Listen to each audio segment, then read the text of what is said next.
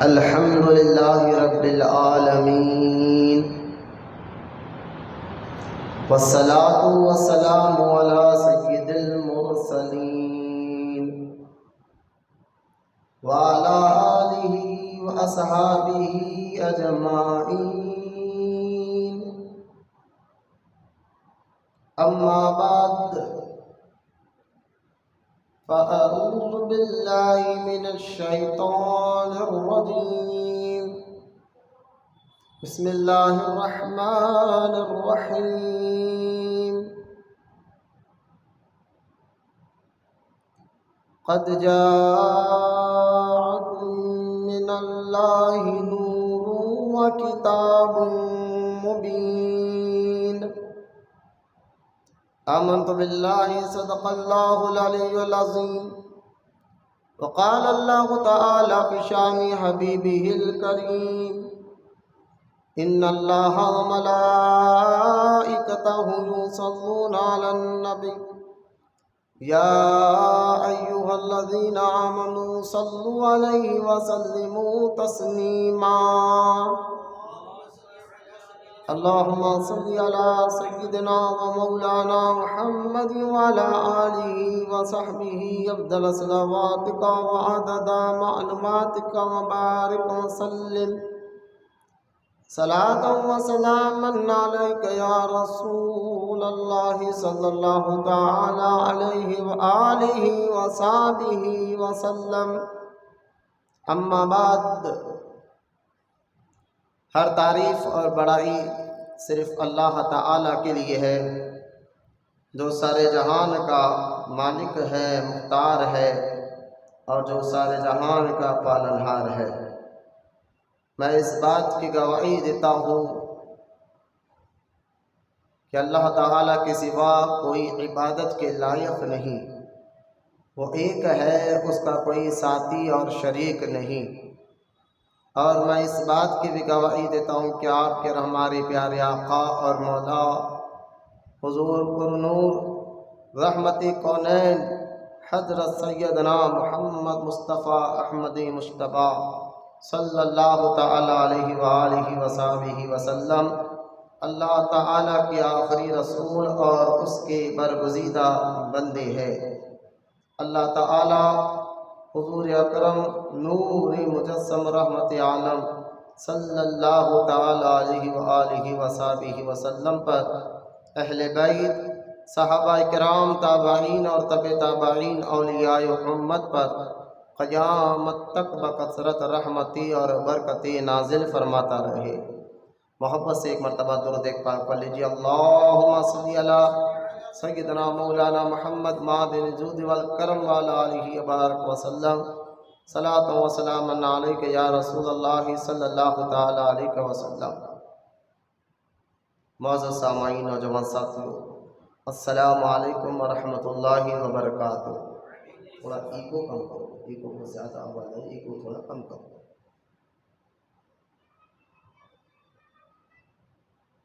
یہ ربیع النور کا مبارک مہینہ میلاد النبی صلی اللہ علیہ وسلم کا یہ مبارک مہینہ چل رہا ہے. اس کا دوسرا جمعہ الحمدللہ آ چکا ہے اور 13 تاریخ بھی ہے. کل کی جو تاریخ گزری ہے سرکار کی ولادت پاک کی تاریخ تھی. گزشتہ جمعہ ہم نے میلاد النبی کے دلائل پر، ثبوت پر بیان کیا تھا کہ میلاد کیوں منایا جاتا ہے، میلاد کا معنی کیا ہے، اور اصل میں بدعقیدہ وہابی جو ہے میلاد سے چڑھتے کیوں ہے. اس کی 3 وجہ میں نے بتائی تھی. یہ 3 وجہ اصل ہے جو وہابی لوگ میلاد کرنے سے چڑھتے ہیں. ان 3 وجہوں میں سے پہلی وجہ میں نے یہ بتائی تھی کہ ہمارے آقا علیہ السلام کو اللہ نے اپنے نور سے بنایا ہے، وہ اللہ کے نور سے بنے ہیں. وہابی اس بات کو نہیں مانتے. دوسرا، حضور کے والدین جنتی ہے، اور بدعقیدہ وہابی معاذ اللہ ہمارے آقا علیہ السلام کے ماں اور باپ کو دوزخی کہتے ہیں. معاذ اللہ، اللہ ہمارے ایسے عقیدے سے ہماری حفاظت فرمائے. اور تیسری وجہ کہ حضور کی ولادت کے وقت جو قدرت کی جانب سے یعنی اللہ کی جانب سے جو عجائبات ظاہر ہوئے تھے اس کا بھی وہ انکار کرتے ہیں. اور یہ تینوں چیزیں ایک حضور اللہ کے نور سے بنے، دوسرا حضور کے والدین جنتی ہیں، اور تیسرا جو ہے حضور کی ولادت کے وقت جو ہے جو قدرت کی جانب سے عجائبات کا اظہار ہوا ہے، یہ تینوں چیزیں قرآن اور حدیث سے ثابت ہیں۔ ابھی میں انشاءاللہ آپ کے سامنے دلائل پڑھوں گا۔ گزشتہ جمعہ میں نے آپ کو یہ بات بتائی تھی، 3 وجہ سے وہابی بدعقیدہ میلاد سے چڑھتے ہیں، دلائل کا جواب دے نہیں سکتے تو الزام لگاتے ہیں کہ یہ ہوتا ہے وہ ہوتا ہے۔ خبر اس کے کہ میں اپنے ٹاپک پر آؤں، آئیے سب سے پہلے طریق اہل سنت و جماعت کے مطابق ہم درود پاک کی فضیلت کو سنتے چلیں، تاکہ اللہ تعالی ہمیں درود پڑھنے کا جذبہ اور شوق عطا فرمائے۔ کئی احادیث درود پاک کے فضائل میں کتابوں میں موجود ہے، پھر یہ میلاد النبی کا مبارک کا مہینہ چل رہا ہے تو کثرت سے ہمیں درود پاک کی کثرت کرنا چاہیے۔ جیسا کہ ایک حدیث پاک میں آتا ہے، رحمت کونین صلی اللہ تعالیٰ علیہ وسلم نے ارشاد فرمایا کہ جو روزانہ 500 مرتبہ درود پڑھے گا اللہ تعالیٰ اس کی محتاجگی کو دور فرما دے گا، اس کے پریشانیوں کو، اس کی محتاجگی کو دور فرما دے گا۔ اور یہ آزمائے بھی بات بھی ہے کہ جو شخص کثرت سے درود پڑھتا ہے یقیناً دھیرے دھیرے اللہ تعالیٰ اس کے تمام مشکلوں کو ختم فرما دیتا ہے۔ یقیناً درود پاک ایک ایسا وظیفہ ہے جس کے پڑھنے سے اللہ تعالیٰ نیکیاں بھی عطا فرماتا ہے۔ درود پڑھنے والوں کو اللہ تعالیٰ ان کے گناہ بھی معاف فرماتا ہے، درود پڑھنے والوں کو اللہ تعالیٰ ان کے درجات کو بھی بلند فرماتا ہے، درود پڑھنے والوں کے اللہ تعالیٰ مشکلوں پریشانیوں کو بھی دور فرماتا ہے۔ درود پڑھنے سے انشاءاللہ تعالیٰ جو ہے قیامت کے دن ہمارے اور آپ کے پیارے آقا علیہ الصلاۃ والسلام کی شفاعت بھی نصیب ہوگی۔ لہذا درود کے فائدے دنیا میں بھی ہے، قبر میں بھی ہے اور آخرت میں بھی ہے۔ اللہ پاک ہم تمام کو کہنے سننے سے زیادہ عمل کی توفیق عطا فرمائے۔ آئیے محبت سے ایک مرتبہ درود پاک پڑھ لیجیے۔ اللہم صلی علی سیدنا و مولانا محمد معدن الجود والکرم وعلی آلہ وبارک وسلم، صلاۃ و سلام علیک یا رسول اللہ صلی اللہ تعالی علیہ وآلہ وصحبہ وسلم۔ درود پاک کے فضائل بیان کرنے کے بعد آپ کے سامنے میں ڈائریکٹ موضوع پہ آ جاتا ہوں۔ جیسا ہی میلاد کا یہ مبارک مہینہ شروع ہو جاتا ہے تو بہت سے وہابی بدعقیدوں کے پھر انٹرنیٹ کا دور ہے، یوٹیوب کا دور ہے، تو بیانات اپلوڈ ہو جاتے ہیں کہ میلاد کرنا کہاں لکھا ہوا ہے، اور پھر وہ عجیب غریب باتیں یہ بھی کرتے ہیں کہ حضور صلی اللہ تعالیٰ علیہ وسلم نے اپنا میلاد نہیں بنایا، جبکہ حدیث میں ہے کہ نبی کریم صلی اللہ تعالیٰ علیہ وسلم جو ہے خود ہر پیر کو روزہ رکھتے تھے، صحیح مسلم میں حدیث پاک ہے۔ اتنی دلیل میں نے سمجھانا ایسا ثبوت رہنے کے باوجود بھی پھر قرآن کی اور بھی آیتیں ہیں۔ قرآن کی ایک آیت میں اللہ تعالیٰ نے حضرت عیسیٰ علیہ السلام کا ذکر کیا، عیسیٰ علیہ السلام کا ذکر قرآن میں آیا ہے، قرآن کی ایک آیت میں جس میں عیسیٰ علیہ السلام کی دعا کا ذکر اللہ کرتا ہے۔ عیسیٰ علیہ السلام اللہ کی بارگاہ میں دعا کرتے ہیں، یا اللہ جس دن میں پیدا ہوا یوم ولدت، اس دن اس بھی سلامتی ہو۔ تو پیدائش کے دن کو خود نبیوں نے یاد کیا، اپنی پیدائش کے دن کو یاد کیا، اور اس کا ذکر اللہ نے قرآن میں کیا۔ حضرت زکریا علیہ السلام کے بارے میں ہے، یحییٰ علیہ السلام کے بارے میں ہے، اور دیگر بہت سے نبیوں نے اللہ کی بارگاہ میں دعا کی، اس دعا کا ذکر اللہ نے قرآن میں کیا ہے۔ اور اس دعا میں یہ ہے کہ یا اللہ ہم جس دن پیدا ہوئے اس دن بھی سلامتی ہو، اور جس دن ہم دنیا سے جائیں گے وفات کا دن ہو اس دن بھی سلامتی ہو۔ یعنی پیدائش کے دن کو خود نبیوں نے یاد کیا ہے اور اللہ نے اس کا ذکر قرآن پاک میں کیا ہے۔ اور ہمارے آقا علیہ الصلوۃ والسلام نے میلاد، یعنی میلاد کہتے ہیں پیدائش، میلاد کے دن کا دن ہر پیر کو روزہ رکھ کر بتایا کہ میں تو ہر پیر کو روزہ رکھتا ہی اس لیے ہوں کہ میں اس دن پیدا ہوا ہوں۔ لیکن پھر بھی بدعقیدہ وہابی اکثر ایک بات کہتے کہ دیکھو حضور نے کبھی اپنا میلاد نہیں بنا، جبکہ میلاد بنانے کی حدیث میں نے آپ کو ایک اور بھی دلائل میں آپ کے سامنے انشاءاللہ پیش کروں گا، دلیل دوں گا۔ میلاد بنانے کی دلیل خود احادیث میں بھی ہے، قرآن کی آیت میں بھی ہے۔ اب پھر ایک اور یہ کہتے کہ صحابہ کرام نے نہیں منایا، یعنی ابو بکر صدیق نے نہیں منایا۔ حضور کے دنیا سے ظاہری طور پر پردہ فرمانے کے بعد حضرت ابو بکر صدیق نے 2 سال خلافت کی، اور فاروق اعظم رضی اللہ تعالیٰ عنہ نے 10 سال تک خلافت کی۔ ابو بکر صدیق کے بعد فاروق اعظم کا دور تھا۔ فاروق اعظم رضی اللہ تعالیٰ عنہ کے دور بعد کے بعد عثمان غنی نے 13 سال تک خلافت کی۔ پھر ان کے بعد جو ہے مولا کائنات علی مرتضیٰ رضی اللہ تعالیٰ عنہ نے 4 سال تک خلافت کی۔ اب وہابی یہ لوگ کہتے ہیں کہ دیکھو ابو بکر صدیق کے دور میں 2 مرتبہ میلاد آیا، لیکن ابو بکر نے نہیں منایا۔ فاروق اعظم کے دور میں 10 مرتبہ میلاد کا مہینہ آیا، لیکن عمر فاروق نے نہیں منایا۔ عثمان غنی رضی اللہ تعالیٰ عنہ کے دور خلافت میں 13 مرتبہ میلاد آیا۔ 13 سال خلافت تھی تو ہر سال کے حساب سے 13 مرتبہ ہو گئے، لیکن حضرت عثمان غنی نے میلاد نہیں منایا۔ مولا علی رضی اللہ تعالیٰ عنہ کے دور میں 4 مرتبہ میلاد آیا، لیکن مولا علی نے میلاد نہیں منایا، کسی صحابی نے میلاد نہیں منایا۔ یعنی یہ کہہ کر بھولے بھالے لوگوں کو بھٹکا دینا۔ اگر ہم تاریخ پڑھیں تو صحابہ کرام تو ہر روز میلاد منایا کرتے، بس اس کا طریقہ کچھ الگ تھا۔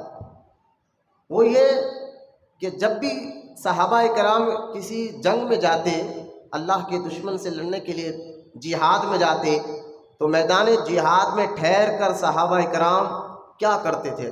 تاریخ اٹھا کر دیکھیں، احادیث میں بھی موجود ہے کہ صحابہ کرام جب بھی کسی میدان میں جاتے تو جاتے کہ جنگ شروع نہیں کرتے تھے، کیونکہ حضور نے منع فرمایا تھا کہ جب تک سامنے والا وار نہ کرے، یعنی ان کی طرف سے پہل ہو، ہماری طرف سے پہل نہیں ہونا چاہیے۔ لہٰذا صحابہ کرام میدان میں جاتے اور جا کر ان کو کہتے کہ دیکھو جو نبی پیدا ہوا، جن کا نام اللہ تعالیٰ نے محمد رسول اللہ رکھا۔ اب دیکھیے آپ، پیدائش کا ذکر میدان میں کرتے تھے صحابہ کرام۔ میلاد میں بھی یہی ہوتا نا کہ آج کے دن حضور پیدا ہوئے ہیں، اور یہ کمالات اللہ نے حضور کو عطا فرمایا ہے۔ ہم بھی میلاد کے مہینے میں جلسوں میں یہی تو کرتے ہیں۔ صحابہ کرام میدان جہاد میں ٹھہر کر مشرکین کے سامنے حضور کی میلاد پڑھا کرتے تھے۔ وہ کہتے تھے کہ ہم تو اپنے پیر کی ایڑیوں پر پیشاب کیا کرتے تھے، اتنی جہالت بھری ہماری زندگی تھی۔ لیکن پھر مکے میں آمینہ کا لال آیا اور انہوں نے ہمیں اخلاق سکھائے، انہوں نے ہمیں جو ہے کردار سکھایا، انہوں نے ہمیں آداب سکھائے، انہوں نے ہمیں ہزاروں بتوں سے ہٹا کر ایک معبود کی عبادت کا طریقہ سکھایا اور ایک معبود کی پہچان عطا فرمائی۔ میں نے کہا یہ صحابہ کیا ذکر کرتے تھے میدان میں؟ حضور کی ولادت کا ذکر کرتے تھے، حضور کے کمالات کا ذکر کرتے تھے، حضور کے خصائص کا ذکر کرتے تھے، حضور کی شان و عظمت کا ذکر کرتے تھے۔ میں نے کہا بس فرق یہی تو ہے، صحابہ میدان جہاد میں مشرکوں کے سامنے حضور کی میلاد پڑھتے تھے، اور آج ایسا دور نہیں ہے، بلکہ ہم 12 ربیع الشریف کو جو ہے لائٹنگ لگا کر اور جھنڈے لگا کر محلوں کو سجا کر اسٹیج لگا کر ہم بھی یہی تو بات کہتے ہیں کہ 12 ربیع الاول کو، جب اس سے پہلے دنیا میں تمام لوگ جہالت کی زندگی گزار رہے تھے، ایک رب کی عبادت کو چھوڑ کر غیروں کی عبادت کر رہے تھے، تو ایسے وقت میں اللہ تعالیٰ نے مکہ میں اپنے محبوب آمینہ کے لال کو بھیج کر پھر ساری دنیا کی انسانیت کو سیدھی راہ بتائی، جس کو صراط المستقیم کہتے ہیں۔ وہ 12 ربیع الاول کا مہینہ تھا اور یہ تاریخ تھی، اور اللہ نے ایسی شان و عظمت کے ساتھ ہمارے نبی کو دنیا میں بھیجا ہے۔ یہی میلاد ہے، قسم خدا کی یہی میلاد ہے، میلاد یہی ہوتا ہے، اور کیا ہے مجھے بتائیں۔ وہ جلوس کہاں سے نکالا؟ میں نے کہا دیکھو یہ جلوس جو ہے نا، ایک یقیناً میلاد کا جلوس جو نکالا جاتا ہے، یہ نہ ہم کہتے کہ ضروری ہے نکالنا، نہ فرض ہے، نہ سنت ہے، نہ فعل، ہم یہ نہیں کہتے، بلکہ ہم یہ کہتے ہیں کہ یہ جو جلوس نکال کر حضور کی محبت اور تعظیم کا ایک طریقہ ہم بتاتے ہیں۔ حضور کی محبت کا اور تعظیم کا طریقہ یہ کا اظہار کر رہے ہیں ہم۔ حضور کی محبت کا اظہار قرآن حدیث شریعت کے دائرے کے اندر ہو تو وہ جائز ہے، لہٰذا ہم شریعت کے دائرے میں رہ کر جلوس نکالتے ہیں۔ کیوں؟ کیونکہ اس کی اصل قرآن ہے۔ قرآن میں خود اللہ تعالیٰ حضور سے محبت کرنے کا بھی حکم عطا فرماتا ہے اور حضور کی تعظیم کرنے کا بھی حکم عطا فرماتا ہے۔ دونوں بھی آیت قرآن پاک میں موجود ہے کہ حضور سے محبت کرو، یہ بھی اللہ کا حکم ہے۔ بھائی جس رب کی تم عبادت کرتے ہو اس کے کہنے پر تو نماز پڑھ رہے ہو، روزہ رکھ رہے ہو، زکوٰۃ اگر مالدار ہو تو زکوٰۃ ادا کر رہے ہو، حج اگر مالدار ہے تو حج کر رہے ہو، پوچھو ان سے کر کس لیے رہے ہو؟ بولے اللہ کا حکم ہے، اللہ کا حکم ہے، یہ تمام ہم کام کر رہے ہیں۔ میں نے کہا اسی رب کا حکم یہ بھی تو ہے، وَرَفَعْنَا لَكَ ذِكْرَكَ، اے حبیب میں نے تیرے ذکر کو بلند کر دیا ہے۔ اسی رب کا یہ بھی تو حکم ہے، لا اقسم بہذا البلد، اے حبیب اس شہر مکہ کی قسم جہاں تو پیدا ہوا ہے۔ اس رب کا حکم یہ بھی تو ہے کہ اس نبی کی عزت کرو، اس رب کا حکم یہ بھی تو ہے کہ تم اس نبی سے محبت کرو۔ تو جلوس جو ہے حضور کی محبت کا اظہار کے لیے نکالا جاتا ہے، حضور کی محبت کے۔ ہاں یہ اور بات ہے کہ اگر اس میں کوئی غیر غلط حرکت ہو رہی ہے معاذ اللہ، جیسا کہ اب ڈی جے بجایا جا رہا ہے، ناچا جا رہا ہے معاذ اللہ، تو ہم نے کب کہا کہ یہ کام صحیح ہے؟ کسی سنی عالم نے کبھی یہ نہیں کہا کہ تم معاذ اللہ کہ میلاد کے جلوس میں کہ ڈی جے کیا یعنی قوالی کی شکل میں ہو یا نعت کی شکل میں ڈی جے لگا کر ناچو یا غیر غلط حرکتیں کرو، ایسا کوئی بھی عالم اس کی اجازت نہیں دیتا، بلکہ ہم اس کو منع کرتے ہیں۔ تو اب وہابی یہ کہتے ہیں جب بھائی غلط کام ہوتا ہے جلوس میں تو لہذا جلوس ہی بند کر دو۔ میں نے کہا نہیں جناب، ایسا نہیں ہو سکتا۔ کیوں؟ کیونکہ اگر مسجد میں، مثال ذہن میں رکھیں آپ، مسجد میں اگر کتا آ جائے تو کتے کو ہکالا جاتا ہے، مسجد نہیں گرائی جاتی۔ یہ کون سے آپ نے طریقہ نکال لیا کہ غلط ہو رہا ہے تو جلوس ہی بند کر دو نا؟ جو چیز غلط ہے اس کو غلط بولو، جو چیز صحیح ہو صحیح رہے گی۔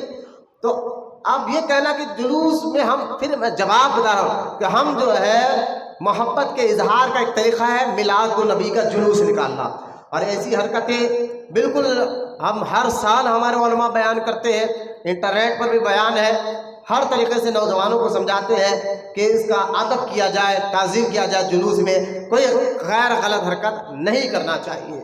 اب پھر بھی آپ دیکھیں جب مکے سے ہجرت کر اللہ کا حکم ہوا ہو ہمارے نبی پاک علیہ الصلوۃ والسلام کو کہ آپ مکہ چھوڑیں اور مدینہ شریف چلے جائیں، اللہ کے حکم سے سرکار مکہ شریف سے نکلے، اور مکے میں جب یہ بات معلوم ہوئی کہ حضور مکہ چھوڑ چکے ہیں تو بڑے بڑے مشرکین جس میں ابو جہل، عتبہ، شیبہ نے اعلان کیا کہ جو حضور کو معاذ اللہ زندہ یا مردہ پکڑ کر لائیں گے ہم ان کو انعام میں 100 سرخ اونٹ دیں گے۔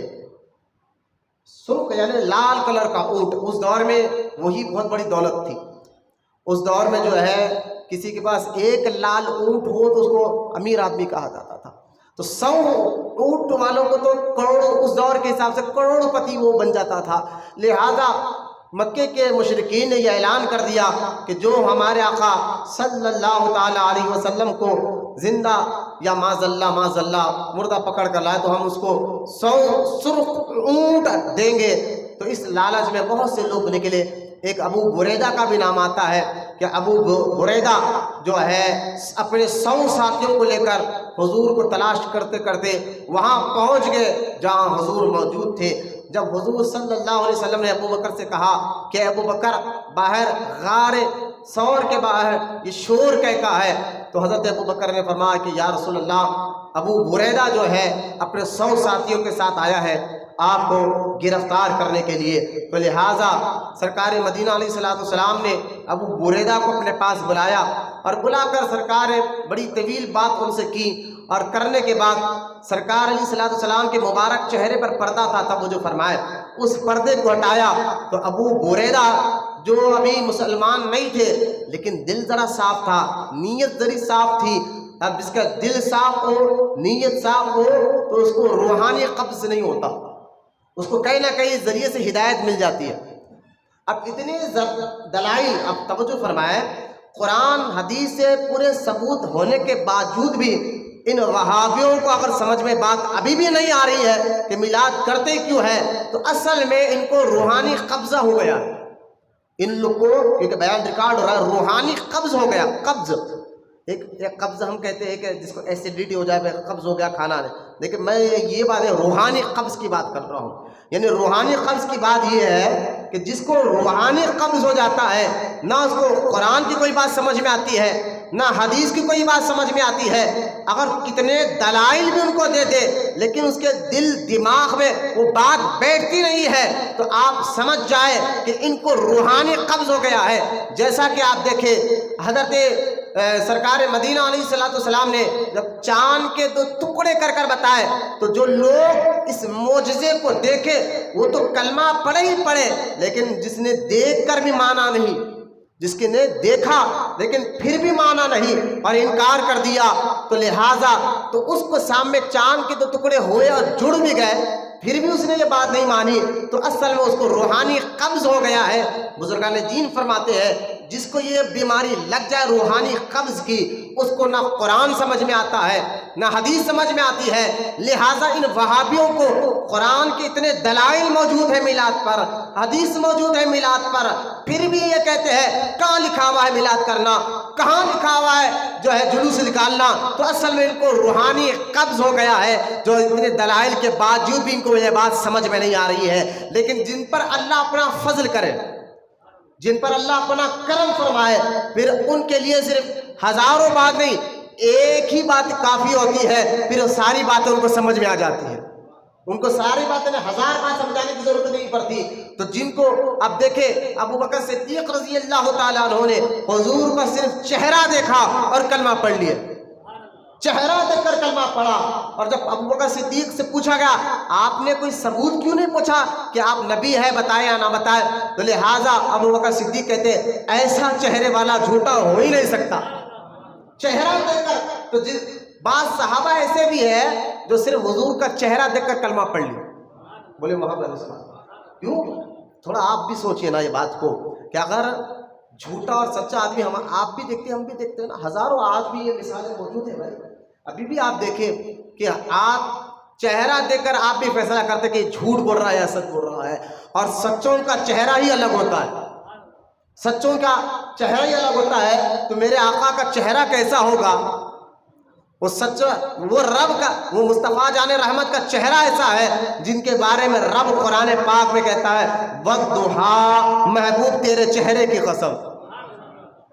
اس سے اندازہ کر اس آیت ہے کہ اللہ قرآن میں حضور کے چہرے کی قسم یاد کر رہا ہے، تو کیسا اللہ پاک نے ہمارے آقا صلی اللہ علیہ وسلم کو دنیا میں بنا کر بھیجا تھا۔ تو مجھے کہنا یہ چاہتا ہوں ان وہابیوں کو بات سمجھ میں کیوں نہیں آ رہی ہے، تو بزرگان دین اس کا راز کھول کر بتا دیا۔ اصل میں ان وہابیوں کو روحانی قبض ہو گیا ہے، اب کتنے بھی دلیل ان کو دو بات سمجھ میں نہیں آئے گی، لیکن آپ کے چہرے پر اللہ کا شکر ادا کرے، ہمیں ایک ہی آیت بات سمجھ میں آ گئی ہے کہ حضور سے محبت کرنے کا اللہ نے حکم دیا ہے، حضور کی تعظیم کرنے کا اللہ نے حکم دیا ہے۔ تو اب مجھے بتائیں تعظیم آپ کیسے کریں گے؟ تعظیم کہتے کس کو ہے؟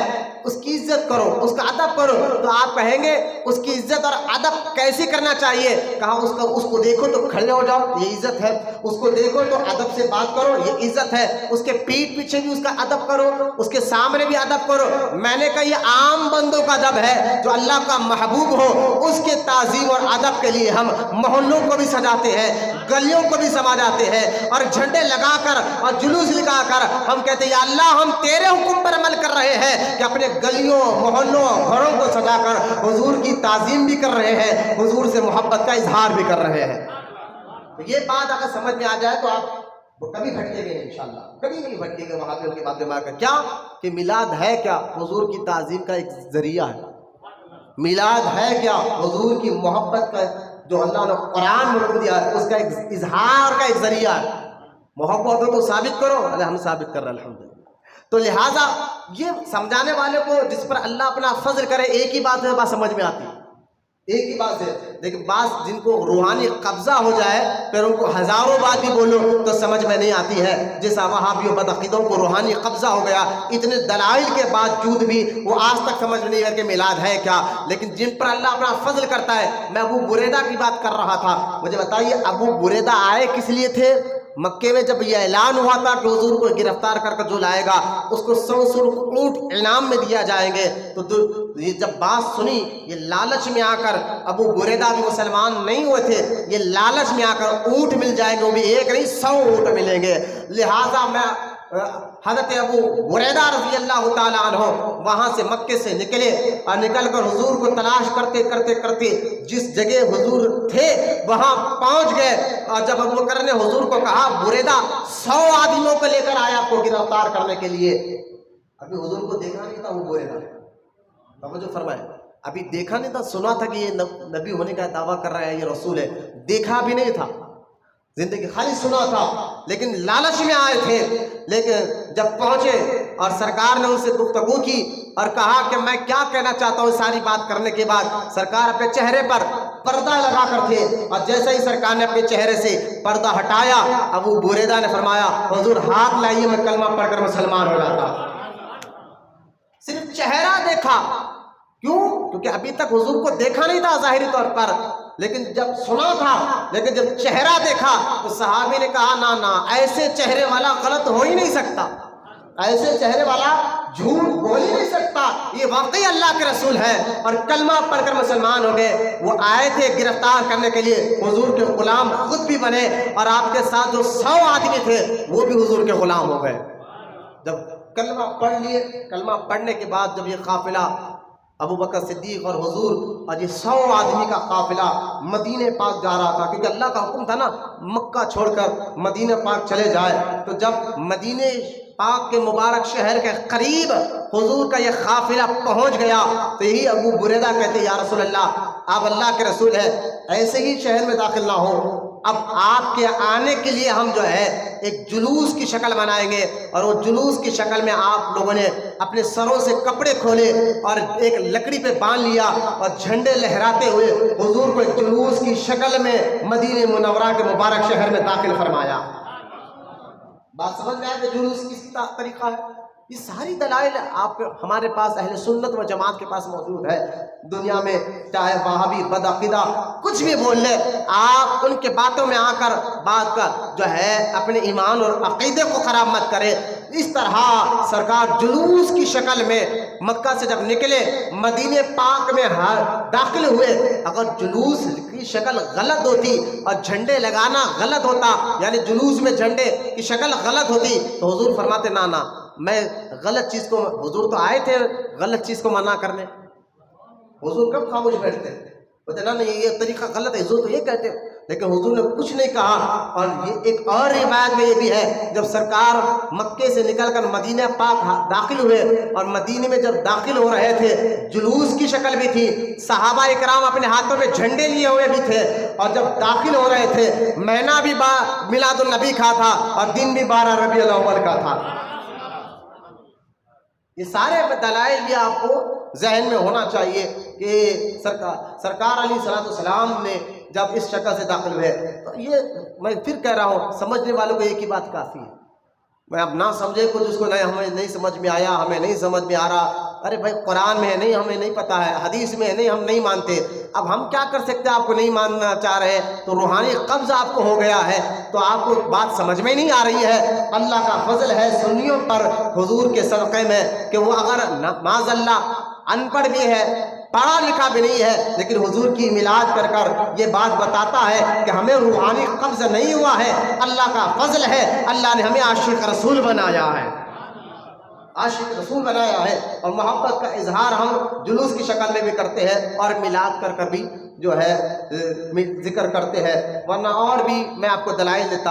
اصل میں ان کو چیڑ ہی اس بات کی ہے، وہابیوں کو چیڑ ہی اس بات کی ہے کہ حضور اللہ کے نور سے بنے، اس بات کو یہ نہیں مانتا۔ اب میلاد کا دلائل میں نہیں دوں گا کیونکہ کئی دلائل میں آپ کو، پھر ایک آخری بات میں آپ کو بتا کر جو ہے پھر اپنے یہ موضوع پر آ جاؤں گا۔ اس بات کا ثبوت قرآن کی آیتیں میں آپ کے سامنے ایک نہیں، دو نہیں، تین نہیں، 4 آیتیں آپ کے سامنے پڑھوں گا جس میں خود اللہ تعالیٰ حضور کو نور کہہ رہا ہے۔ اب میں نے کہا ایک آیت آپ سب کے لیے کافی ہے، قرآن میں ایک ہی آیت، لیکن 4 آیت میں آپ کے سامنے رکھوں گا۔ لیکن اس سے پہلے ایک اور اعتراض کا جواب، میں نے جلوس کا جواب دیا، میلاد کا آپ کو جواب دیا، ایک آخری بات بتا کر بات کو آگے لے لیتا ہوں کہ دیکھیں کہ یہ کہتے ہیں کہ 12 ربیع الاول کو تو حضور کی وفات کا دن ہے، وفات کا دن ہے، لہٰذا تم لوگ میلاد منا کر خوشی کیوں کرتے ہو؟ وفات غم منانا چاہیے۔ اور یہ بھی بیان آج کل انٹرنیٹ پر بہت اپلوڈ ہو رہا ہے وہابیوں کی جانب سے، اور بہت زیادہ وائرل بھی کر رہا ہے یہ ویڈیو۔ آج ہمارا حال یہ ہو گیا ہے کہ ان وہابی بدعقیدوں کے 4-5 منٹ کے ویڈیو تو ہم سنجیدگی سے سنتے ہیں، غور سے، لیکن جب کسی سنی عالم کا بیان ہو تو بس ہمارا تو بے چین ہوتی ہے۔ تو خدا کے واسطے جس طرح 15-20 کے 10 منٹ کے ویڈیو آپ انٹرنیٹ پر غور سے سنتے ہیں نا، سننا تو نہیں چاہیے لیکن آج کل ہو رہا ہے ایسا، ان کے ویڈیو تو بڑے غور سے سنتے ہو، لیکن جہاں جمعہ میں کئی سنی عالم کا بیان ہو رہا ہو نا، تھوڑی سی توجہ دے کر بیٹھ جائیے، غور کر بیٹھ جائیے، پھر اللہ کا فضل دیکھے وہ باتیں آپ کے دل و دماغ میں بیٹھتے شامل ہو جائیں، وہ باتیں دل و دماغ میں بیٹھ۔ تو ایک اعتراض کا جواب دے دوں گا میں آپ کو کہ 12 ربیع الاول کو حضور کی وفات ہے، 12 ربیع الاول کو حضور کی وفات ہے، یہ وہابی کہتے ہیں غم منانا چاہیے۔ پہلے تو آپ دیکھیے غم جو ہے کسی کے انتقال پر صرف 3 دن کا ہوتا ہے، سوگ کا منانا کتنے دن ہے؟ 3 دن ہے۔ شوہر کا انتقال ہو جائے، یہ شرعی قانون آپ کو بتا رہا ہوں اللہ کا بنا ہوا، آپ دیکھیں غم 3 دن کا منانا ہے، اور جو ہے شوہر کا انتقال ہو جائے تو بیوی کو 4 مہینے 10 دن غم کا اظہار کرنا ہے، لیکن رشتہ دار ہو سب ہو وہ 3 دن غم منائیں گے، ٹھیک ہے؟ تو غم 3 دن سے زیادہ جائز ہی نہیں ہے۔ اور حضور دنیا سے جا کر جو ہے یقیناً حضور جب دنیا سے گئے صحابہ اکرام کا بہت برا حال تھا، ہو کر ہر کوئی، حضرت عمر ابن خطاب تو ہاتھ میں تلوار لیا ہے کہ اگر کسی نے کہا کہ حضور کا دنیا سے گئے ہیں تو میں ان کو قتل کر دوں گا، تو یہ تھا۔ لیکن کیا اس کے بعد صحابہ اکرام نے ساری زندگی غم منایا اپنی؟ نہیں۔ سب سے بڑی انسان کی زندگی میں جو خوشی کا دن آتا ہے وہ شادی ہے، شادی خوشی کا دن ہوتا ہے نا۔ اب حضور کے دنیا سے جانے کے بعد صحابہ اکرام کی آپ تاریخ پڑھ کر دیکھیں، کیا صحابہ نے شادی نہیں کی؟ یوں ہی غم مناتے رہے سارا زندگی میں حضور دنیا سے گئے، جبکہ حضور کو مردہ کہنا معاذ اللہ یہ بدعقیدہ وہابی اور منافقوں کا طریقہ ہے۔ حضور آج بھی اللہ کی عطا سے قبر میں زندہ ہے، یہ سنیوں اور عاشقوں کا طریقہ ہے، ان کا عقیدہ۔ یہ میں آپ کو ابھی دلائل سے بتاؤں گا کہ حضور آج بھی قبر مبارک میں زندہ ہے۔ لہٰذا میں پہلے اس کا جواب دے دوں کہ غم کیا صحابہ نے، بیٹا سیدھا بیٹھا، ہاتھ ٹیکا لے کر نہیں بیٹھنا میری طرف جو ہے، اس طرح منع فرمایا حضور نے، اس طرح ہاتھ ٹیک کر لے کر۔ لہٰذا صحابہ اکرام توجہ فرمائے، صحابہ اکرام نے ساری زندگی غم منایا نہیں۔ خود آپ اٹھا کر دیکھیں حضور کے دنیا سے جانے کے بعد بھی فاروق اعظم نے شادیاں کی، عثمان غنی نے نکاح کیا، خود مولائے کائنات علی مرتضیٰ نے بھی نکاح فرمایا، کئی صحابہ نے نکاح کیا ہے۔ تو کیا صحابہ نے ساری زندگی غم منایا؟ سوگ غم تو 3 دن کا تھا، لیکن اب میں بتانا ہی چاہتا ہوں کہ خود وہابی بھی محرم کا جب مہینہ آتا ہے تو ان کے بیانات انٹرنیٹ پہ موجود ہے کہ تو غم منانا حرام ہے، حرام ہے۔ میں نے کہا محرم کے بعد جیسا ہی میلاد کا مہینہ آتا ہے پھر ان کو غم کیوں یاد آ رہا کہ غم منائیے غم منائیے؟ پہلے تو 1 مہینہ پہلے تو غم منانا حرام ہے حرام ہے چیخ رہے تھے، میلاد کے مہینے میں ان کو غم یاد آ گیا، حضور کی میلاد کے مہینے میں۔ تو پہلا جواب تو یہ کہ ہم غم مناتے ہی نہیں ہیں، کیونکہ کہ میرے اور غم تو اس کا منائے جو واقعی مردہ ہو۔ اللہ پاک نے ہمارے حضور کو دنیا میں جیسے زندگی دنیا میں عطا فرمائی ہے، ایسی زندگی اللہ نے حضور کو قبر کے اندر بھی عطا فرمائی۔ وہ کیسے؟ جیسے مسند ابن بزاز کی حدیث پاک موجود ہے، نبی کریم صلی اللہ علیہ وسلم فرماتے ہیں کہ میرا دنیا میں رہنا بھی تمہارے لیے فائدہ، ابھی حدیث کو غور فرمائیے، میرا دنیا میں بھی رہنا تمہارے لیے فائدہ اور میرا دنیا سے جانے کے بعد قبر میں رہنا بھی تمہارے لیے فائدہ۔ اب صحابہ نے عرض کیا حضور دنیا میں آپ کا رہنا سمجھ میں آ رہا فائدہ، قبر میں جانے کے بعد بھی ہمارا فائدہ کیا ہوگا؟ امت کا فائدہ کیا ہوگا؟ قیامت تک کے مسلمانوں کا فائدہ کیسے ہوگا؟ تو نبی کریم صلی اللہ علیہ وسلم نے فرمایا کہ دیکھو جب تک میں دنیا میں ہوں تم میرے ذریعے سے رب کی پہچان لیتے رہو گے، میرے معجزات دیکھتے رہو گے، کبھی میں چاند کو ٹکڑے کر رہا ہوں، کبھی ڈوبے ہوئے سورج کو پلٹا رہا ہوں، کبھی کنکروں سے پتھروں سے کلمہ پڑھانے لگا رہا ہوں، کبھی ٹھہرے ہوئے جھاڑ کو بلا کر بتا رہا ہوں، کبھی پتھر سے پانی نکال کر بتا رہا ہوں، کبھی انگلیوں سے پانی نکال کر بتا رہا ہوں، کبھی پتھر کو پانی پر چلا کر بتا رہا ہوں۔ یہ سارے معجزات خدا کے، اس نبی کی یہ طاقت کو دیکھ کر اللہ کی طاقت پر یقین ہوتا ہے۔ کیوں کہ ہم یہ کہتے ہیں جب اللہ کے رسول نے یہ کرم یہ چیزیں کر کر بتائے تو جس رسول کو رب نے جو طاقت دی ہے وہ رب کتنی طاقت اور قدرت والا ہو، حضور کو یہ طاقت دینے والا اللہ ہے نا۔ تو لہٰذا حضور فرماتے ہیں میرے معجزات تم دیکھ رہے ہو، یہ تمہارے لیے فائدہ ہے، اور قبر میں جانے کے بعد بولے یہ امت کا فائدہ کیسا ہوگا؟ سرکار نے فرمایا سنو قبر میں جانے کا، کیونکہ اللہ نے زمین پر حرام کر دیا ہے کہ نبی کے جسم کو نقصان نہیں پہنچا سکتے۔ نہیں سمجھے آپ؟ جیسا کہ آپ دیکھیں معاذ اللہ، میں سمجھانے کے لیے کر رہا ہوں، شراب پینا کیا ہے اسلام میں؟ حرام ہے، کوئی کام جو وہ حرام ہے۔ یہ سمجھانے کے لیے بہت نیچے اتر کر میں ایسی مثال دینا نہیں چاہتا تھا، لیکن سادے ذہن کے بچے وہ ہوتے جو ان کو علمی بات سمجھ میں نہیں آتی، تھوڑا سمجھانے کے لیے مثال دے رہا ہوں۔ تو کوئی چیز حرام اللہ نے کر دی ہے تو سمجھ رہے نا، اسی طرح اللہ نے زمین پر، یعنی کہ زمین، یہ زمین آپ جس بیٹھے بس بے جان، لیکن بے جان چیز ہو یا جاندار چیز ہو، اللہ کا حکم سب پر چلتا ہے نا، اللہ کا حکم سب پر چلتا ہے۔ اللہ نے زمین پر یہ حرام کر دیا، یا ہمارے اوپر شراب پینا حرام کر دیا، ہمارے اوپر جوا کھیلنا حرام کر دیا، اس طرح اللہ نے زمین پر بھی ایک کام کیا، اے زمین تجھ پر بھی ایک چیز حرام ہے، کہا یا اللہ کیا؟ کہا نبی کے جسم کو نقصان نہیں پہنچانا، نبی کے جسم کو نقصان نہیں پہنچا۔ اب حضور فرماتے ہیں اللہ نے زمین پر یہ چیز حرام کر دی ہے کہ وہ نبیوں کے جسم کو نقصان پہنچائے، بلکہ نبی قبر کے اندر اللہ کے فضل سے زندہ ہوتا ہے، جیسا ظاہری زندگی میں ہوتا ہے ایسا قبر میں جانے کے بعد بھی زندہ ہوتا ہے۔ اور پھر حضور فرماتے ہیں اب میرا دنیا سے جانے کے بعد مسلمانوں کا فائدہ کیا ہے؟ حضور فرماتے ہیں کہ جب میں دنیا سے چلے جاؤں گا قبر میں، اور روزانہ میری امت کے نامہ اعمال فرشتے اللہ کی بارگاہ میں پہنچانے سے پہلے میرے پاس اللہ کے حکم سے پہنچاتے ہیں، اور میں دیکھتا ہوں میری امت میں گنہگار بھی ہوں گے، نیکوکار بھی ہوں گے، نیک لوگوں کے اعمال کو دیکھ کر میں خوش ہوتا ہوں اور اللہ کا شکر ادا کرتا ہوں، یا اللہ میری امت میں ایسے ایسے نیک لوگ بھی ہیں، اور جو گنہگار ہیں، گناہ کر رہے ہیں، ان کے اعمال کو دیکھ کر میں اللہ کی بارگاہ میں ان کے لیے مغفرت کی دعا کرتا ہوں، ان کے لیے دعا کرتا ہوں، ہمارے لیے، ہم گنہگاروں کے لیے آج بھی روزانہ حضور قبر مبارک میں دعا کرتے ہیں۔ میں نے کہا یہ حدیث کا معنی کیا نکالو گے؟ تو لہٰذا پہلے تو آپ بتائیں غم 3 دن تک جائز تھا، اسی کے زیادہ جائز نہیں تھا، اور صحابہ کرام نے شادیاں کی ہے، خوشیاں منائی ہے، پھر تم کہنا کہ میلاد میں غم منانا چاہیے، پہلے تو یہ بات۔ اور دوسرا ایک کہتے ہیں کہ بھائی 12 ربیع الاول اصل میں حضور کی وفات کا دن ہے، حضور کی پیدائش کا دن نہیں۔ اب یہ بھی ایک نیا شوشلہ چھوڑ دیتے ہیں کہ حضور دنیا سے تشریف لے کر گئے، وہ 12 ربیع الاول کا دن تھا، لیکن پیدائش دن 12 ربیع الاول نہیں ہے۔ میں آپ کو ایک بات بتا دوں، سارے مہینے جو اسلام میں ہے، محرم سے لے کر ذی الحجہ تک جتنے مہینے آتے ہیں، تو سارے مہینے، ان مہینوں میں سے 4 مہینے ایسے ہیں جس کا ذکر اللہ نے قرآن میں کیا اور فرمایا حرمت والے مہینے کہا، ٹھیک ہے؟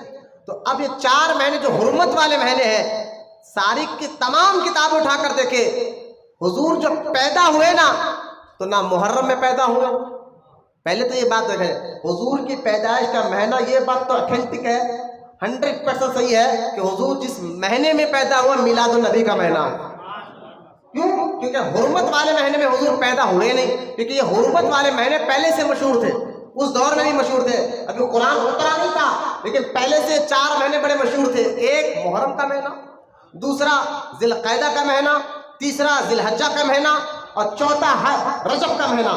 یہ 4 مہینے حرمت والے تھے، ابھی قرآن اترا نہیں تھا، لیکن مکے کے لوگ ان مہینوں میں، ان 4 مہینوں میں لڑائی جھگڑا نہیں کرتے تھے، اس کی عزت کیا کرتے تھے۔ تو اللہ تعالیٰ نے قرآن میں ان 4 مہینوں کا ذکر فرمایا، تو اگر حضور ان 4 مہینوں میں پیدا ہوتے تو ذکر مل جاتا کہ وہی حرمت والے مہینے میں پیدا ہوئے، لیکن یہ بات میں کہیں بھی حدیث میں نہیں آ کہ حضور رجب میں پیدا ہوئے، یا حضور محرم میں پیدا ہوئے، یا حضور ذی الحجہ میں، ذی القعدہ میں پیدا ہوئے، ایسا ایک بھی تاریخ نہیں ملتی۔ سب یہی کہتے کہ حضور کی پیدائش 12 ربیع الاول شریف کا مہینہ تھا۔ یعنی یہ بات ہے کہ نہ حضور کو اللہ نے حرمت والے مہینوں میں پیدا نہیں کیا، رمضان جیسا مبارک مہینے میں حضور پیدا ابھی نہیں ہوئے۔ کیوں؟ اس کی بھی ایک اللہ کی حکمت ہے، اس میں بھی اگر اللہ اپنے محبوب کو حرمت والے مہینے میں پیدا کرتا یا رمضان مبارک کے مہینے میں پیدا کرتا تو کہنے والے یہ کہہ سکتے تھے حضور کو یہ جو خوبیاں ملے ہیں اس مہینے میں پیدا ہوئے اس لیے ملے ہیں، رمضان میں پیدا ہوئے اس لیے ایسی خوبی ملی ہے۔ نہ اللہ تعالیٰ نے حضور کو ایسے مہینے میں پیدا فرمایا جو مہینہ ابھی عرب میں مشہور بھی نہیں تھا، زیادہ لوگ اس کو جانتے بھی نہیں تھے، لہٰذا اللہ پاک نے ایسے مہینے کو چنا اور چن کر بھیجا دیا اور تاریخ دنیا کو یہ بات سمجھا دی کہ جو کچھ بھی دن ہو یا رات، مہینہ ہو یا جو کچھ بھی، جو رمضان بھی ہو، جس کو جو مہینے کو اہمیت اور عزت ملی ہے یہ حضور کے وسیلے سے ملی ہے۔ اگر حضور ان مہینوں میں آ جاتے تو لوگ کہتے کہ دیکھو یہ مہینہ اس لیے افضل ہے، حضور اس لیے اتنے خوبی والے ہیں کہ رمضان میں پیدا ہوئے، لیکن رمضان میں حضور کو پیدا اس لیے نہیں کیا گیا تاکہ لوگ یہ نہ کہیں، بلکہ یہ پتہ بولے حضور کے صدقے میں رمضان ملا، حضور نہیں آتے تو رمضان کہاں ملتا تھا۔ لہٰذا یہ تو اتھینٹک بات ہے۔ اب آج سنیں، مسند ابن شیبہ میں یہ حدیث پاک ہے، یہ مسند ابن شیبہ جو ہے علماء فرماتے ہیں یہ کتاب کے جو مصنف ہے، مسند ابن شیبہ، اس کتاب کے جو مصنف ہے یہ جو ہے بخاری اور مسلم ان کے بھی استاد ہیں، کیونکہ بیان ریکارڈ ہو رہا ہے، وہ لوگ دنیا دیکھیں گے، میں اس لیے یہ سارے حوالے بھی نوٹ کرتا جا رہا ہوں تاکہ ابھی جواب دے رہا ہوں کہ حضور کی پیدائش کا دن کیا ہے، تاریخ کیا ہے اور وفات کا دن کیا ہے، یہ سمجھانے کے لیے یہ بات لا رہا ہوں۔ مسند ابن شیبہ میں 2 صحابہ سے یہ حدیث موجود ہے، ایک عبداللہ بن عباس رضی اللہ تعالیٰ عنہ اور ایک حضرت جابر بن عبداللہ رضی اللہ تعالیٰ عنہ۔ یہ دونوں صحابہ سے یہ بات بڑی مشہور ہے کہ یہ دونوں صحابہ یہ فرماتے ہیں کہ حضور جب پیدا ہوئے وہ عام فیل کا دور تھا، عام فیل کا دور تھا، یعنی ابرارہ جو بادشاہ تھا یمن کا، وہ کعبے کو جو گرانے آیا تھا بڑے لشکر کو لے کر، جس کا ذکر اللہ تعالیٰ نے قرآن میں الم تر کیف فعل ربک باصحاب الفیل کہہ کر قرآن پاک میں اللہ نے ذکر فرمایا ہے کہ یہ جب وہ کعبے کو گرانے آیا تھا نا تو صحابہ کے اسی مہینے میں حضور پیدا ہوئے، جو ہتھیوں کو لے کر ابرہہ کعبے کو معاذاللہ شہید کرنے آیا تھا، اور پھر اللہ تعالیٰ نے ابابیل کو بھیج کر اس کے فوج کو تہس نہس کر دیا، لہٰذا اسی مہینے میں حضور پیدا ہوئے۔ اب صحابہ کا عقیدہ دیکھیں، حضرت عبداللہ بن عباس اور جابر بن عبداللہ کہتے ہیں وہ عام فیل کا مہینہ تھا، عام فیل جو بہت بڑا واقعہ ہوا، کیونکہ اس دور میں کیلنڈر یا تاریخ کو صحابہ کیا کر، اس دور کے لوگ تاریخ، جیسے کہ آج دیکھیں ہم دن تاریخ یاد کرتے کہ 2023 کا سال تھا، پہلا ستمبر کا مہینہ تھا، جب یہ آج سہولت بہت ہو گئی ہے، اس دور میں عرب کے لوگ جو ہے نا کوئی تاریخ کو یاد کرتے تو کہتے ارے وہ مکے میں وہ واقعہ ہوا تھا نا، بولے کون سا واقعہ، جب ابرہہ ہاتھیوں کو لے کر کعبے کو گرانے آیا تھا، بولے ہاں اس کے 2 سال بعد یہ ہوا تھا، اس کے 3 سال بعد یہ ہوا تھا، اس کے 4 سال بعد یہ ہوا تھا، تو کوئی مشہور واقعے کو لے کر عرب کے لوگ تاریخ نکال لیتے تھے، یہ بات سمجھے، کیلنڈر ہے تاریخ، تو صحابہ کہتے جس دن یہ واقعہ ہوا تھا اسی مہینے میں حضور پیدا ہوئے، بولے سبحان اللہ، اسی مہینے میں حضور پیدا ہوئے۔ اب سنیں آگے، عبداللہ بن عباس کہتے وہ مہینہ 12 ربیع الاول کا تھا اور دن 12 تاریخ بھی تھا۔ وہ تو بولتے نہیں ہمیں ایک حدیث نہیں ملی، میں نے کہا یہ حدیث پڑھو نا، کیا کر رہے تھے آپ اتنے دن، لوگوں کے بولنے والے ذہنوں کو کیوں بھٹکا رہے تھے، کیوں تمہیں یہ بات سمجھ میں نہیں آتی؟ مسند ابن شیبہ حدیث کی اتنی معتبر مشہور کتاب ہے، اس حدیث کو آپ نے نظر نہیں ڈالی، تو خود ایک نہیں 2 صحابی کہہ رہے ہیں کہ حضور جب پیدا ہوئے عام فیل کا وقت تھا اور 12 ربیع الاول کا مہینہ تھا اور دن بھی 12 تاریخ کا تھا، یہ تو اتھینٹک ہے۔ پھر بھی جیسے ایک بات یہ کہتے ہیں کہ نہیں یہ بریلی لوگ یعنی اعلیٰ حضرت والے لوگ فتویٰ رضویہ پہ عمل نہیں کرتے، بولے کیوں؟ فتویٰ رضویہ میں خود اعلیٰ حضرت نے حضور کی ولادت کا ذکر جو ہے 9 تاریخ کی، یہ سنیا فتویٰ رضویہ میں اعلیٰ حضرت نے فرمایا کہ حضور 9 ربیع الاول کو پیدا ہوئے، لہٰذا تم لوگ 12 کیوں مناتے ہو؟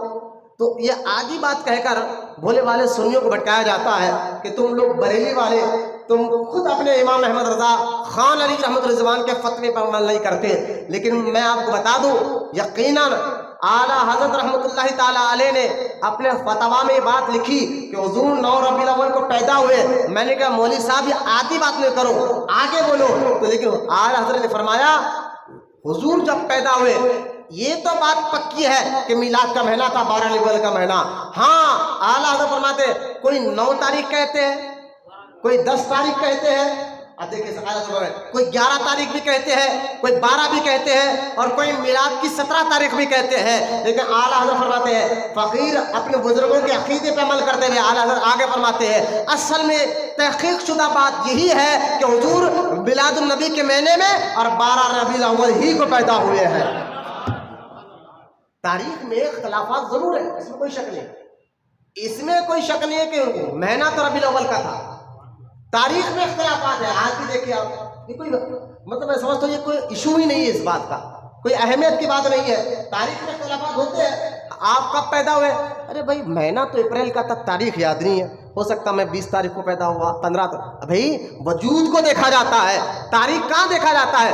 جو جس دن مہینہ تو آپ کو یاد، آپ کہتے ہیں مہینہ تو یاد ہے مولانا اپریل کا مہینہ تھا، سمجھانے کے لیے کہہ رہا ہوں، لیکن تاریخ اٹھنٹک یاد نہیں ہے 20 تاریخ تھی، 15 تاریخ تھی، کیا تاریخ تھی؟ میں لیکن یہ بات پکی ہے مہینہ تو اپریل کا تھا، میں یہی تو آپ کو سمجھا رہا ہوں۔ تاریخ میں یقیناً اختلافات ہے کہ حضور پیدا کس تاریخ کو ہوئے، 9 کو ہوئے، 10 کو ہوئے، 11 کو ہوئے، 12 کو ہوئے، یا 15 کو ہوئے، 16 کو ہوئے، یا 17 کو ہوئے، تاریخ میں اختلافات ہے، لیکن یہ بات اٹھنٹک ہے وہ میلاد النبی کا ہی مہینہ تھا، 12 ربیع الاول کا ہی مہینہ تھا۔ سنیے ایک ایک بات پر ذرا توجہ فرمائے کہ میں آسان اردو میں بات سمجھا۔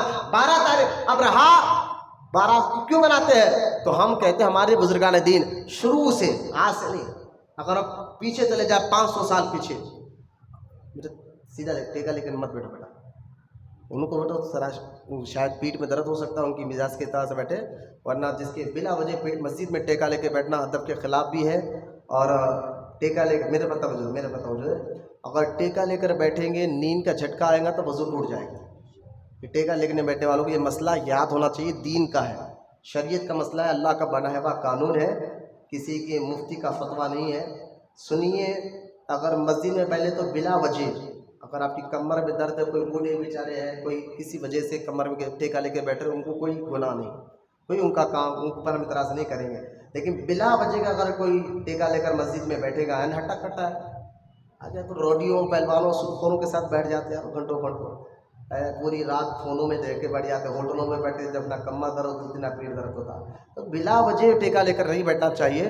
اگر بیٹھیں گے پھر نیند کا ایک جھٹکا بھی لگا وضو ٹوٹ جاتا، پھر نماز کا، اس لیے ہمیں نماز کا جو اثر ہونا چاہیے جسم پر، روح پر، ہو رہا نہیں، کیونکہ ہم مسئلے سیکھ رہے نہیں۔ نماز پڑھنے سے پہلے نماز کو سیکھنا ضروری ہوتا ہے، عبادت کو سیکھ کر پڑھو پھر دیکھو۔ نماز تو کہہ رہی ہے کہ قرآن میں اللہ فرماتا ہے نماز بے شک بے حیائی برائی سے بچاتا ہے، لیکن پھر بھی اگر نماز پڑھ رہے، جھوٹ بھی بول رہے، گالی بھی دے رہے، سود کا کاروبار بھی کر رہے، بٹے بازی بھی کر رہے، لوگوں کی زمینوں پہ ہڑپ رہے، سب کام کر رہے، نماز بھی پڑھ رہے، تو اصل میں اس نے نماز سیکھا نہیں نا۔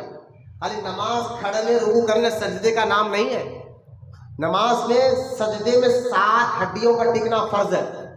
بتاؤ میرے کو کس کو معلوم ہے؟ اللہ ماشاء اللہ، میں تعلیم نہیں دے رہا ہوں۔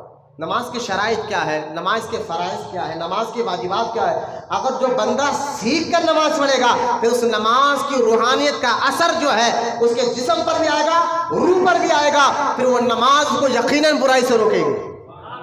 اصل میں آپ دیکھیں آج حال ہمارا یہ ہو گیا ہے کہ ہم جہاں بیٹھنا چاہیے تو وہاں بیٹھ رہے نہیں، اور جہاں نہیں بیٹھنا چاہیے تو وہاں پر تو ہم گھنٹوں گھنٹوں بیٹھنے کے لیے تیار ہیں۔ جن کے ساتھ بیٹھنا نہیں چاہیے تھا وہاں 4 گھنٹے 5 گھنٹے بیٹھنا چاہنے کے لیے تیار ہے۔ اللہ ہمیں عمل کی توفیق عطا فرمائے۔ لہذا بلا وجہ ٹیکا لے کر نہ بیٹھے، یہ مسئلہ آپ کے سامنے رکھنا ضروری تھا۔ اب میں آپ کو ایک اور بات کلیئر کر دیتا ہوں، جو انٹرنیٹ پہ بیان ریکارڈ وہاں بھی کر رہے ہیں کہ حضور کی میلاد جو ہے 12 کو نہیں ہوئی۔ میں نے کہا ٹھیک ہے 12 کو نہیں، ان کی بات مان بھی لے، ورنہ اگر اوپر تاریخ اٹھا کر دیکھے آج سے 500 سال پہلے اکبر بادشاہ کا دور، ٹھیک ہے، اکبر بادشاہ کے دور میں حضرت محقق علی الاطلاق شاہ عبد الحق محدث دہلوی رحمۃ اللہ تعالیٰ علیہ اپنے وقت کے پورے ہندوستان کے بہت بڑے محدث، اور سنیے ان کے بارے میں۔ آج انڈیا میں جس طرح خواجہ غریب نواز آنے کے بعد لوگوں کو اسلام کے بارے میں زیادہ معلوم ہوا، پہلے بھی لوگ اس غریب نواز سے پہلے بھی ہندوستان میں اسلام آ چکا تھا، لیکن غریب نواز کے آنے کے بعد اسلام زیادہ پھیلا ہے، لوگوں کو معلوم ہوا ہے۔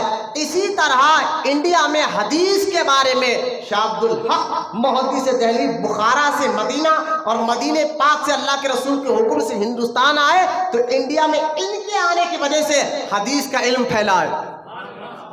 شاہ عبد الحق محدث ہے، یہ بات پہ کسی وہابی کو بھی اختلاف نہیں ہے، سب بات مانتے ہی ہیں۔ ہاں یہ بات صحیح ہے کہ شاہ عبد الحق محدث دہلوی کی وجہ سے انڈیا میں حدیث کے بارے میں معلوم ہوا ہے، سب یہ بات کو مانتے ہیں۔ میں نے کہا سنو، انہی کی کتاب مدارج النبوہ جو 500 سال پہلے لکھی گئی ہے، آپ اعلیٰ حضرت کے بارے میں کہتے ہو نا، یہ بریلی کے امام احمد رضا آج سے 100 سال پہلے فتویٰ دے دیا کہ 12 کو میلاد ہوئی، یہ لوگ ایسا کرتے ہیں۔ میں نے کہا چلو ٹھیک ہے، 500 سال پہلے پیچھے چلے جاؤ۔ حضرت شاہ عبد الحق محدث دہلوی رحمۃ اللہ تعالیٰ علیہ اپنی کتاب مدارج النبوہ میں آپ خود بھی کہتے ہیں حضور جب پیدا ہوئے وہ مہینہ تو میلاد النبی کا تھا، لیکن لوگ جو ہے کوئی 9 کہتا ہے، کوئی 10 کہتا ہے، کوئی 11 کہتا ہے، کوئی 12 کہتا ہے، کوئی 17 تاریخ کہتا ہے، لیکن شاہ عبد الحق محدث دہلوی تاریخ کے اختلافات کو لکھتے ہوئے آگے لکھتے ہیں فقیر تو حضور کی ولادت کا ذکر 12 ربیع الاول ہی کو کرتا ہے۔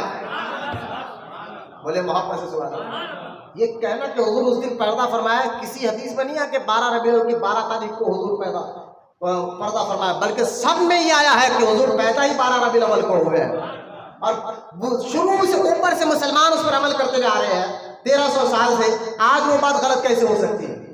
ہاں مجھے ایک بات بتا اپنے عقل سے سوچ کر، 1300 سال سے مسلمان 12 ربیع الاول کو میلاد کرتے ہوئے آ رہے ہیں، بولیے سبحان اللہ۔ وہ نعرہ بیٹھا مت دیکھیے میرے بات موجود دیکھ کر بتا ہے 12 کو مسلمان آج سے نہیں 50-60 سال سے 70-80 سال سے نہیں کئی 100 سال سے مسلمان 12 ہی کو حضور کی میلاد کرتے ہوئے آ رہے ہیں۔ آج وہ غلط کیسے ہو سکتا ہے ان وہابیوں کے کہنے پر؟ یہ بات آپ کو سمجھنا چاہیے۔ پھر بھی میں ان وہابیوں کو ایک اور بات کہتا تھا، ٹھیک ہے تمہارے نزدیک کون سی تاریخ ہے میلاد کی؟ ان سے پوچھو وہابیوں سے، تمہارے نزدیک کون سی تاریخ ہے بھائی؟ ہم سنیوں تو کہتے کہ حضور 12 کو پیدا ہوئے، میلاد کا مہینہ تو میلاد کا تھا، اس میں کسی کو انکار ہے ہی نہیں۔ 12 ربیع الاول کا مہینہ تھا، یہ کسی کو انکار ہے ہی نہیں۔ تاریخ میں اختلافات ہے۔ میں نے کہا چلو ٹھیک ہے، آپ کس تاریخ کو میلاد مانتے؟ انہوں نے 17 کو پیدا ہوئے، تو میں نے کہا 17 میں مسٹیک لگاؤ، جب تم کہہ رہے ہو 17 ربیع الاول کو ہم میلاد کرتے تو مناؤ نا پھر میلاد۔ 17 کا تمہارے نزدیک 17 تاریخ ہے تو نکالو نا جلوس، تمہارے نزدیک اگر 17 تاریخ ہے تو تم مناؤ نا حضور کی میلاد کا ذکر۔ اصل میں تاریخوں میں الجھاتے تم ہو، تمہارا مقصد یہ ہے کہ میلاد مصطفیٰ سے روکنا ہے۔ اصل میں تاریخ تو ایک بہانہ ہے اور میلاد سے تم روکنا چاہتے ہیں، لیکن یاد رکھیں اعلیٰ حضرت امام احمد رضا رحمۃ اللہ تعالیٰ علیہ فرماتے ہیں پیدائش مولا کی قیامت تک ڈالیں گے پیدائش مولا کی دھن، قیامت تک ہم میلاد کرتے رہیں گے، قیامت تک ڈالیں گے ہم پیدائش مولا کی دھن، مثل فارس نجد کے خلے گراتے جائیں گے۔ ہم حضور کا ذکر کسی دن کسی مہینے میں بھی کرنے کو تیار ہیں۔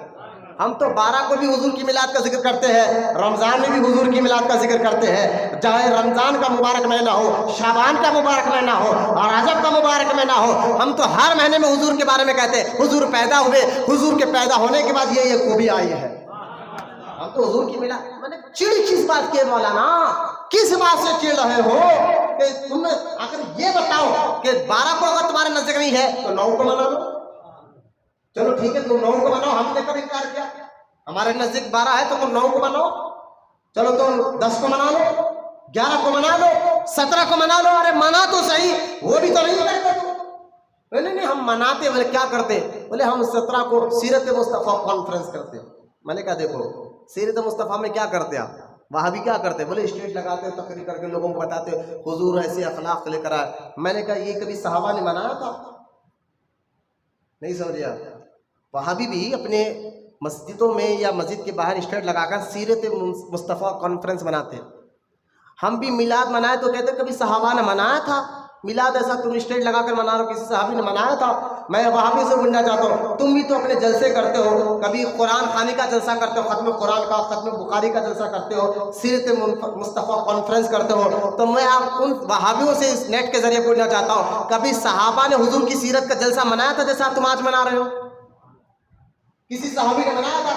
میلاد پر ہم نے اعتراض کہ میلاد کرنا کسی صحابی نے نہیں منایا، تو ہم بھی تم سے پوچھتے ہیں کیا کسی صحابی نے سیرت مصطفیٰ کے لیے جلسہ منایا تھا؟ ایک روایت تم نہیں لا سکتے۔ میں نے کہا اصل میں تمہارے دل میں تنکا ہے، تم دال کالی ہے۔ میں نے دال نہیں پوری دال ہی کالی ہے، دال کا ایک ٹکڑا نہیں پوری دال ہی کھا لی ہے. اصل میں چڑھ ان کو حضور کی عظمت سے ہے, حضور کی محبت سے ہے, حضور کی تعظیم سے ہے. یہ حضور کی تعظیم نہیں کرنا چاہتے ہیں. ہم کہتے ہیں نا, حضور کی تعظیم کے بغیر ایمان مکمل ہوتا ہی نہیں ہے. حضور کی عزت کے بغیر, تعظیم کے بغیر, حضور کی محبت کے بغیر ایمان مکمل ہوتا ہی نہیں ہے. انہیں 12 سال یاد نہیں کیا. ارے بھائی, اگر چلو نوجوان بچوں کو میں کہنا چاہتا ہوں کہ وہاں بھی کہہ رہے نہیں, 12 کے 11 مہینے تمہیں نبی یاد نہیں آتے, میلاد میں تم جھنڈے لگا کر میں نبی کی یاد کرتے ہو. میں نے کہا ٹھیک ہے بھائی, تم سنو, یہ اگر کوئی معاذ اللہ حضور کو یاد نہیں کرتا, یعنی حضور سے یاد نہیں کرے گا, حضور کی اطاعت نہیں کرتا, حضور کے بتائے ہوئے طریقے پہ نہیں چلتا, ہم نے کب کہا کہ وہ صحیح کر رہا ہے؟ ہم یہ کہیں کہ غلط ہے. ہم تو میلاد بنا کر حضور کی عظمت بھی بتاتے ہیں کہ حضور جیسے پیدا ہوئے ایسا آج تک اور قیامت تک بھی کوئی پیدا نہیں ہو سکتا. ہم تو سیرت یہ کر عوام کو سمجھاتے ہیں, حضور جیسے پیدا ہوئے ہیں ویسے پیدا ہوئے حضور. جب پیدا ہوئے تو نور نکلا, جب پیدا ہوئے تو ختنہ شدہ پیدا ہوئے, جب پیدا ہوئے تو جسم پر غلاظت کا ایک جھلکا بھی نہیں تھا, یعنی خون لگا ہوا نہیں تھا. جب پیدا ہوئے تو بالکل حضور پاک پیدا ہوئے. جب پیدا ہوئے تو اس حضور کے نور سے ایسا اجالا نکلا کہ پورا گھر تو گھر, سرا مکہ تو مکہ. آپ کی ماں بی بی آمینہ کہتی ہے میں تو تھی اپنے مکان میں, لیکن من کے شام کے محلوں کو میں نے دیکھا ہے. اب یہ کہتے ہیں حضور جیسا پیدا ہوئے نہ اب تک نہ قیامت تک حضور جیسا کوئی پیدا ہو ہی نہیں سکتا. بولو محبت سے سمجھتا. اور پھر ہم کہتے ہیں حضور کے اخلاق کیا ہے, کردار. ہم حضور کی عظمت بھی بتاتے ہیں اور حضور کی سیرت بھی بتاتے ہیں. ہم کہتے ہیں یقیناً حضور نے بھوکے رہ کر بتایا, لیکن کس لیے بتایا رہے بھوکے؟ کیا آپ یہ سمجھ رہے ہیں کہ حضور بھوکے تھے؟ یقیناً حدیث میں آیا حضور کبھی 3 دن بھوکے کھانے کو نہیں رہتا. سرکار کے مبارک شکم میں پیٹ پر پتھر باندھے رہتے تھے, 3 پتھر. 3 دن سے حضور کھانا نہیں کیا, پتھر باندھا ہوا. اور پتھر جو ہے نا معدے کی گرمی کو ٹھنڈا کرتا ہے. پتھر باندھنے کا مقصد بھی آپ کو بتا دوں, کبھی آپ پتھر باندھے تو آپ کو بھوک مٹ جائے گی. میں نے کہا حضور نے یہ کیوں کیا؟ میں نے کہا یقیناً حضور بھوکے رہے, لیکن حضور کا یہ بھی اختیار تو بتاؤ. میرے آقا علیہ الصلوۃ والسلام نے یہ بھی فرمایا اگر میں چاہوں, اللہ نے مجھے یہ طاقت دی ہے, احد پہاڑ کو میں سونا بنا کر ساتھ لے کر چل سکتا ہوں. ہم کہتے ہیں حضور کی عظمت بھی بتاؤ, حضور کی سیرت بھی بتاؤ. دونوں طریقے سے حضور کیسے ہے, حضور کے کمالات کیا ہے یہ بھی لوگوں کو بتاؤ, حضور کے اخلاق کیا ہے یہ بھی لوگوں کو بتاؤ. ایک کو لینا دوسروں کو نہیں لینا, یہ وہابیوں کا طریقہ ہے. صرف حضور کی سیرت کو لینا. حضور گالیاں دینے والوں کو دعا دیتے تھے. میں نے کہا ٹھیک ہے بھائی, حضور گالیاں دینے والوں کو دعا دیتے تھے. میں نے کہا حضور پھر ایک وقت ایسا بھی آیا, اللہ کا حکم قرآن پاک میں سورہ توبہ میں اللہ نے فرمایا اے حبیب, اے میرے نبی, تم جو مشرکین ہیں, جو منافقین ہیں, ان پر شدت کیجئے, ان پر شدت کیجئے. میں نے کہا پھر یہ آئے کہ تم لوگوں کو بتاؤ. لہٰذا تم ایک خالی سیرت میں حضور کے بارے میں ایسی سیرت بیان کرتے. اچھا ایک مثال دے لیں, میں آپ کو آسان ایک بات بتاتا ہوں. اگر کسی مجمع میں یہودی بھی ہو, سننے بھائی توجہ سنا کہ چہرے میں دیکھ رہا ہوں, ہمارے بھی گردے درد ہوتے ہیں بولنے سے بیٹھنے سے, ہمارا بھی پھیپھڑے میں درد ہوتا ہے, لیکن جب لو مدینے کی طرف لگی ہو نا, نہ تھکان یاد ہوتی ہے نہ بے چینی. اور جب کہ مسجد میں بیٹھے رہنا بھی عبادت ہے. میں اکثر یہ بات سناتا ہوں, مسجد میں بیٹھنا بھی عبادت ہے. آپ بیٹھے ہوئے عبادت ہو رہی ہے, اللہ کا شکر ادا کریں. جو کوئی ہوٹلوں میں وقت گزار رہا ہوگا, کوئی چبوتروں میں وقت گزار رہا ہوگا, کوئی جو ہے فضول باتوں میں وقت گزار رہا ہوگا, اللہ ان کو بھی نیک توفیق عطا فرمائے. لہٰذا میں بات سمجھے, مجھے ایک بات بتائیے, اگر کبھی ایک ایسا جلسہ ہو جائے, ہوا نہیں اگر ہو جائے, اور اس جلسے میں یہودی, عیسائی اور مسلمان سب آ کر جمع ہو جائے, اور ایک اسٹیج پہ مسلمان عالم بھی ہو, یہودی بھی ہو, عیسائی بھی ہو, اور سب بھی اسٹیج پہ آئے, اور ان کو یہ کہا جائے بھائی یہودیوں کو کہو کہ تم اپنے نبی کی تعریف کرو, عیسائی سے کہو کہ تم اپنے نبی کی تعریف کرو, مسلمانوں سے کہو تم اپنے نبی کی تعریف کرو. مثال جائے میں رکھے, فیصلہ آپ خود کریں. آپ فیصلہ یوں سمجھیں کہ آپ سب جج ہیں اپنی جگہ, اور میں ایک مثال آپ کو دے کے سمجھانا چاہ رہا ہوں. فیصلہ آپ کریں گے کہ وہابی کس طرح کس خطرناک گروہ کا نام ہے، اور ہمارے ذہنوں کو کس طرح مس یوز کیا جا رہا ہے، ہمارے ذہنوں میں کیسے غلط باتیں بٹھا کر حضور کی تعظیم اور محبت سے دور کیا جا رہا ہے۔ توجہ فرمائے، چلیے ایک جلسہ ایسا کر لیا جائے، اور اس جلسے میں پورے یہودی مسلمان سب جمع ہو گئے۔ اب عیسائی اٹھا، ایک عیسائی کھڑا ہو کر بولتا بھائی میں تو عیسیٰ علیہ السلام کو نبی مانتا ہوں۔ فیصلے آپ کریں گے، اور میں صرف آسان مثال دے رہا ہوں، میں تو عیسیٰ علیہ السلام کو اللہ کا نبی مانتا ہوں، اور وہ کہیں گا ہمارے عیسیٰ علیہ السلام کو اللہ نے یہ طاقت دی کہ مادر ذات ہندوں کو ہاتھ لگا دیتے تو آنکھوں میں روشنی آ جاتی، پیدائشی اندھے، جو پیدائشی طور پر اندھے ہوتا، اور یقیناً یہ طاقت اللہ نے دی بھی ہے عیسیٰ علیہ السلام کو۔ ہم مسلمان بھی اس بات کو مانتے ہیں، کیونکہ ہر نبی پر ہمارا ایمان ہے۔ کیوں ہے؟ کیونکہ ہمارے نبی نے کہا ایمان لاؤ، اس لیے ہم سارے نبیوں کی عزت کرتے ہیں، سارے نبیوں سے محبت کرتے ہیں۔ لیکن یہ عیسائی یہ کہتا ہے، اگر عیسائی کو کہا بھائی تم اپنے نبی کے بارے میں بتاؤ، تو وہ کیا کہے گا؟ نبی کی تعریف کرے گا نا، ہے نا؟ نہیں، ہمارے نبی عیسیٰ علیہ السلام کو اللہ نے طاقت دی کہ پیدائشی اندھوں کو ہاتھ لگا دے تو روشنی آ جاتی تھی، مردوں کو ٹھوکر مار دے تو زندہ ہو جایا کرتے تھے، کوڑ کی بیماری والوں کو ہاتھ رکھ دیتے تو شفا ہو جایا کرتے تھے۔ ایک عیسائی، یقیناً یہ بات درست بھی ہے، یہ بات قرآن میں بھی اللہ نے ذکر فرمایا ہے کہ عیسیٰ علیہ السلام پیدائشی اندھوں کو ہاتھ لگائے تو روشنی آ جاتی تھی، ٹھیک ہے؟ اب عیسائی کھڑا ہوا، اپنے نبی کی تعریف کرا، تعریف میں کیا کرے گا؟ وہی تو نبی کی خوبیاں بتائیں گا نا، جس میں مسلمان بھی ہے۔ وہ بیٹھ گیا، اب موسیٰ علیہ السلام یعنی یہودی کی باری آئی، وہ کھڑا ہوا یہودی، کہے گا بھائی ہم تو یہودی لوگ ہیں اور ہم موسیٰ علیہ السلام کو نبی مانتے ہیں، ہمارے موسیٰ علیہ السلام وہ ہے جو جن کو اللہ نے بات کرنے کی عزت عطا فرمائی، ان کو کلیم اللہ کہتے ہیں۔ ہم نے کہا بے شک ہم بھی مانتے ہیں، موسیٰ علیہ السلام سے اللہ بات کرتا تھا ڈائریکٹ، بولو یار سبحان اللہ، طور پر بلاتا ڈائریکٹ بات کرتا تھا۔ پھر یہودی کہے گا ہمارے موسیٰ علیہ السلام وہ ہے، ایک پتھر پر اپنے آپ نے آسا مارا، اس پتھر سے 11 پانی کے چشمے باہر نکلے۔ ہم نے کہا بالکل ہم مانتے ہیں۔ پھر وہ یہودی یہ بھی کہے گا کہ ہمارے موسیٰ علیہ السلام وہ ہے کہ بغل میں ہاتھ ڈالا اور باہر نکالا تو آپ کا ہاتھ سورج سے زیادہ چمکنے لگا، اور یہ بات ہم مانتے ہیں۔ یہودی اپنے نبی کی تعریف کرا، بیٹھ گیا۔ اب آپ اسی اسٹیٹ پہ وہابی ہو، وہ کھڑا ہوگا، اس سے کہا جائے اسے بھائی آپ اپنے نبی کی تعریف کرو، آپ اپنے نبی کی تعریف کرو، تو وہ یہودی کہے گا کہ وہ وہابی کہے گا ہمارے نبی تو ہماری طرح تھی۔ آپ بتائیں، یہودی اپنے نبی کی تعریف کرے، یعنی کہ ان کا نبی وہ بھی ہمارے نبی بھی ہے، ہم ان کی عزت کرتے ہیں، لیکن سمجھانے کے لیے کہہ رہا ہوں، یہودی اپنے نبی کی تعریف کرے، عیسائی اپنے نبی کی تعریف کرے، اور یہ وہابی ہماری طرح ایک عام آدمی تھے، مکہ میں پیدا ہوئے، بھوکے رہتے تھے اور تکلیفیں اٹھاتے تھے، لوگوں کی گالیاں سنتے تھے، اور پھر جو ہے اب چلے گئے، مردہ ہو گئے معاذ اللہ قبر میں، اب کچھ نہیں کر سکتے۔ تو اب مجھے بتائیے عوام کیا کہیں گے؟ عوام کیا بولیں گے؟ بولے یہ کیا ہے؟ عیسائی اپنے نبی کی تعریف کر کر بتائے، یہودی اپنے نبی کی تعریف کر کر بتائے، اور یہ کون کٹ ملا آ گیا جو ہمارے نبی کے بارے میں، جو سارے نبیوں کا سردار ہے، ان کے بارے میں یہ الفاظ بول رہا ہے؟ تو اگر اسی اسٹیج پہ ایک عاشق رسول سنی صحیح العقیدہ اور بریلی والا عالم ہو، وہ کھڑا ہو کر کیا کہے گا؟ سنے، وہ کہے گا اے عیسائیوں، ہم عیسیٰ علیہ السلام پر سلام کرتے ہیں، ہمیں ہمارے نبی نے ان سے محبت کرنے کا حکم دیا، ان کی تعظیم کرتے ہیں، لیکن تم نے کیا کہا؟ عیسیٰ پیدائشی ہندوں کو ہاتھ لگا دیتے تو اللہ ان کی آنکھوں میں روشنی دے دیتا۔ ہم عیسیٰ علیہ السلام کی عظمت پہ لاکھوں سلام، ہم انکار نہیں کرتے اس بات کا، لیکن وہ عیسیٰ تھے، ہندوں کو ہاتھ لگاتے تو روشنی آ جاتی ہے، لیکن آمینہ کا لال ہے، مدینے کا تاجدار ہے، اگر نالین کی مٹی ہندوں کو لگائی جاتی تو اللہ روشنی دے دیتا تھا۔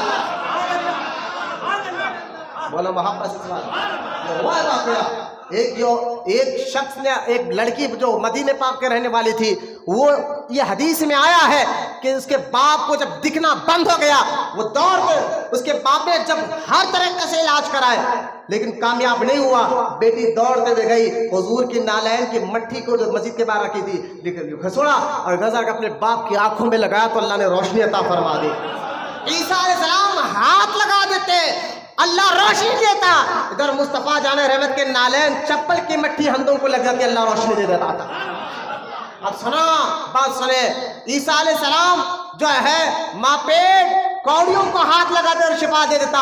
हुजूर अगर किसी पानी में थूक देते, लोहा पे दहन डाल देते, वो बीमार पी लेता तो अल्लाह उसको शिफा दे देता था। नबी की तारीफ ऐसी की जाती है। अगर वो यहूदियों को कहकर हम कहेंगे, ऐ यहूदियों, मूसा अलैहिस्सलाम की अजमत पे लाखों सलाम, हम इसका इनकार नहीं कर सकते। तुम कहते हो मूसा से अल्लाह बात करता था, हम यकीन मानते हैं इस बात पर, कोई इनकार नहीं इस बात पर। यकीनन मूसा कलीमुल्लाह है, अल्लाह से बात करते थे। लेकिन उसी मूसा ने जब रब को देखने के लिए कहा, रब्बी आरनी, या अल्लाह मैं तुझे देखना चाहता हूँ, तो अल्लाह पाक ने फरमाया लन तरानी, मूसा तुम मुझे नहीं देख सकते। वो मूसा थे जिसको अल्लाह ने फरमाया तुम नहीं दे सकते। ये मदीने का ताजदार है, आमीना का लाल है, जो मक्के में सो रहा था। अल्लाह ने जिब्रील को भेजा, सवारी दी और इज्जत के साथ अपने पास बुलाकर अपना दीवार कराया है। इज्जत के साथ बुलाकर दीदार कराया है। वही आका मदीने के ताजदार है। तुम कहते हो कि सरकार हजरत मूसा अलैहिस्सलाम ने लकड़ी से पत्थर पर मारा और पानी के चश्मे निकले। मैंने कहा पानी आता ही पत्थर के अंदर से, बोले ना, ये यकीनन कमाल है इसमें। पत्थर जमीन से तो पानी आता है ना, यकीनन कमाल है। पत्थरों जब बोर डालते हैं पानी निकलता पत्थर के अंदर से है। आज भी ऐसे कई पहाड़ मिलेंगे जो पानी के चश्मे आपको निकलते हुए नजर आएंगे, क्योंकि पानी आता पत्थर में से है। लेकिन वहां से पानी निकाल कर बताओ जहां से आने की उम्मीद नहीं, बोलो सुभान अल्लाह। जहां से आने की उम्मीद है, सोच भी नहीं सकता कि वहां से पानी आएगा। तो हम कहते हैं कि सुनो कि मूसा अलैहिस्सलाम पत्थर पर आशा मारे, वहां पानी के चश्मे ऊपर पड़े। मैंने कहा कोई शक नहीं इस बात पर, यकीनन मूसा अलैहिस्सलाम को अल्लाह ने ताकत अता फरमाई है। लेकिन मेरे आका ने अपनी उंगलियां डुबाया तो आपके उंगलियों से पानी के चश्मे उबल पड़े आए।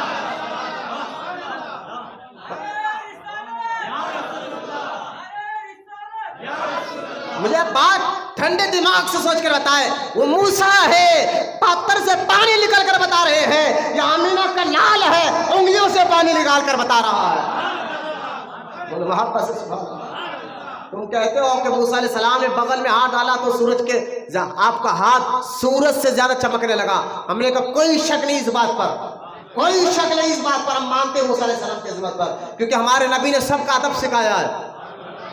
कुछ को मानना कुछ को छोड़ना ये मुनाफियों को वहाबियों का तरीका है। हम सुन्नियों आशिकों तो सबको मानते हैं, सबकी इज्जत करते हैं, सारे नबियों को मानते हैं। आमन रसूल कहकर हम सारे नबियों पर ईमान लेकर आए हैं। लिहाजा मूसा अलैहिस्सलाम जो है अपने हाथ को सूरज से ज्यादा चमका रहे हैं, और आमीना कलाल मदीने के ताजदार ने डूबे हुए सूरज को पलटा कर बताया है कि अल्लाह ने मुझे कुव्वत और पावर कैसे अता फरमाया है।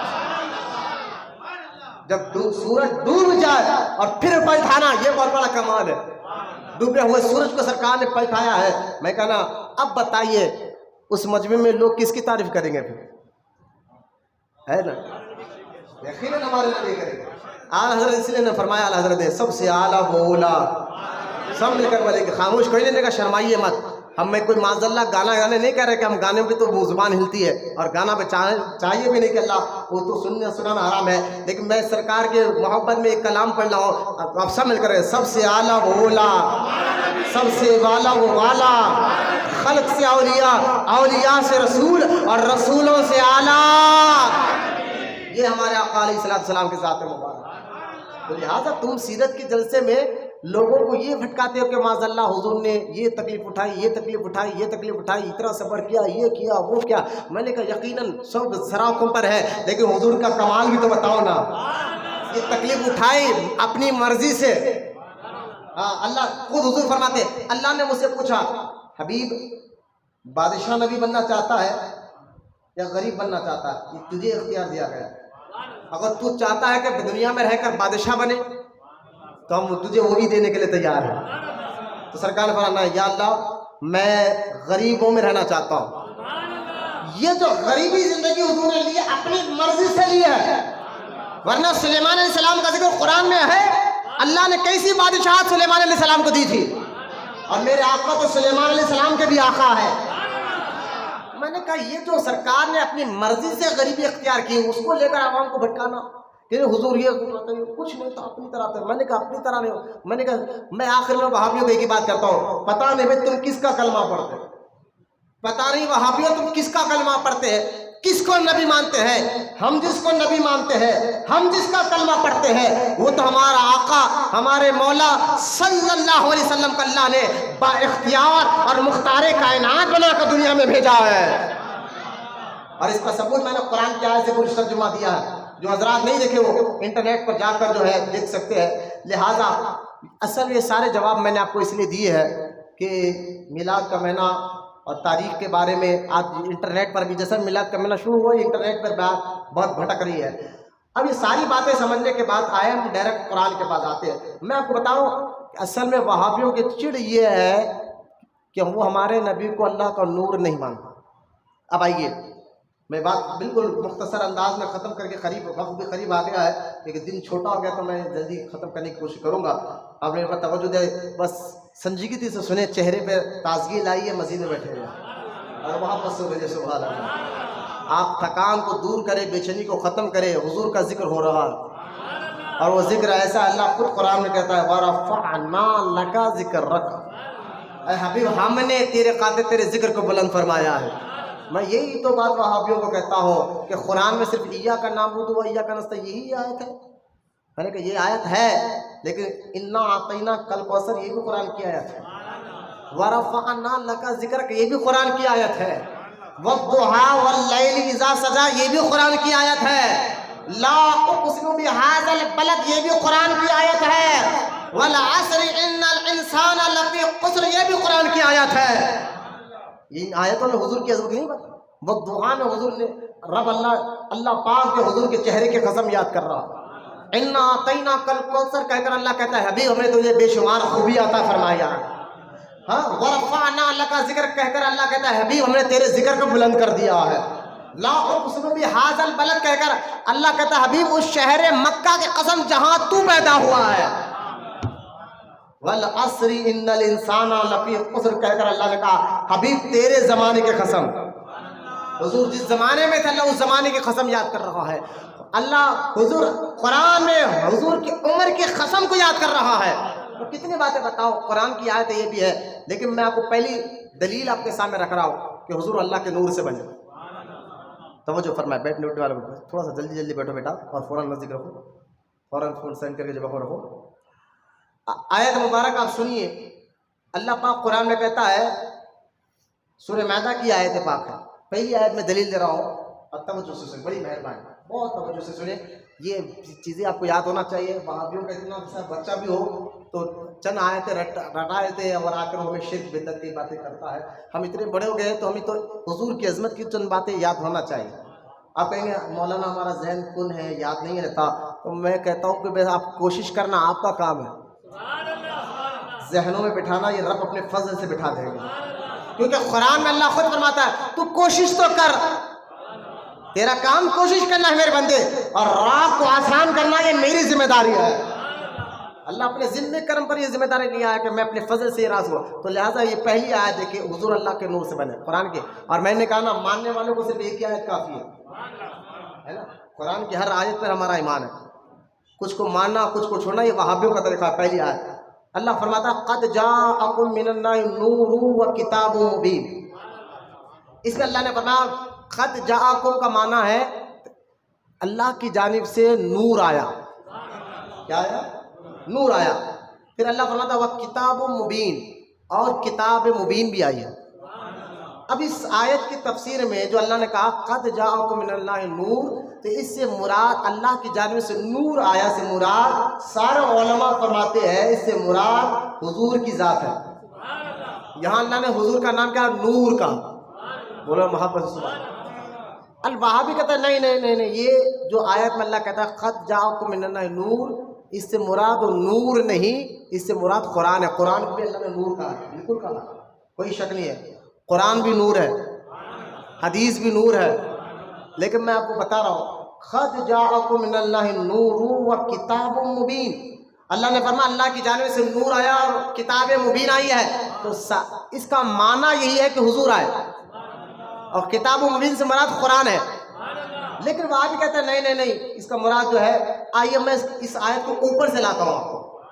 یہودی عیسائی جن پر ان کے کتابوں میں وہ جانتے تھے پڑھ کر، یہودی بھی جانتے تھے، عیسائی بھی جانتے تھے کیا کہ حضور کے اندر کیا کیا کوالٹی رہیں گی آخری نبی کے اندر۔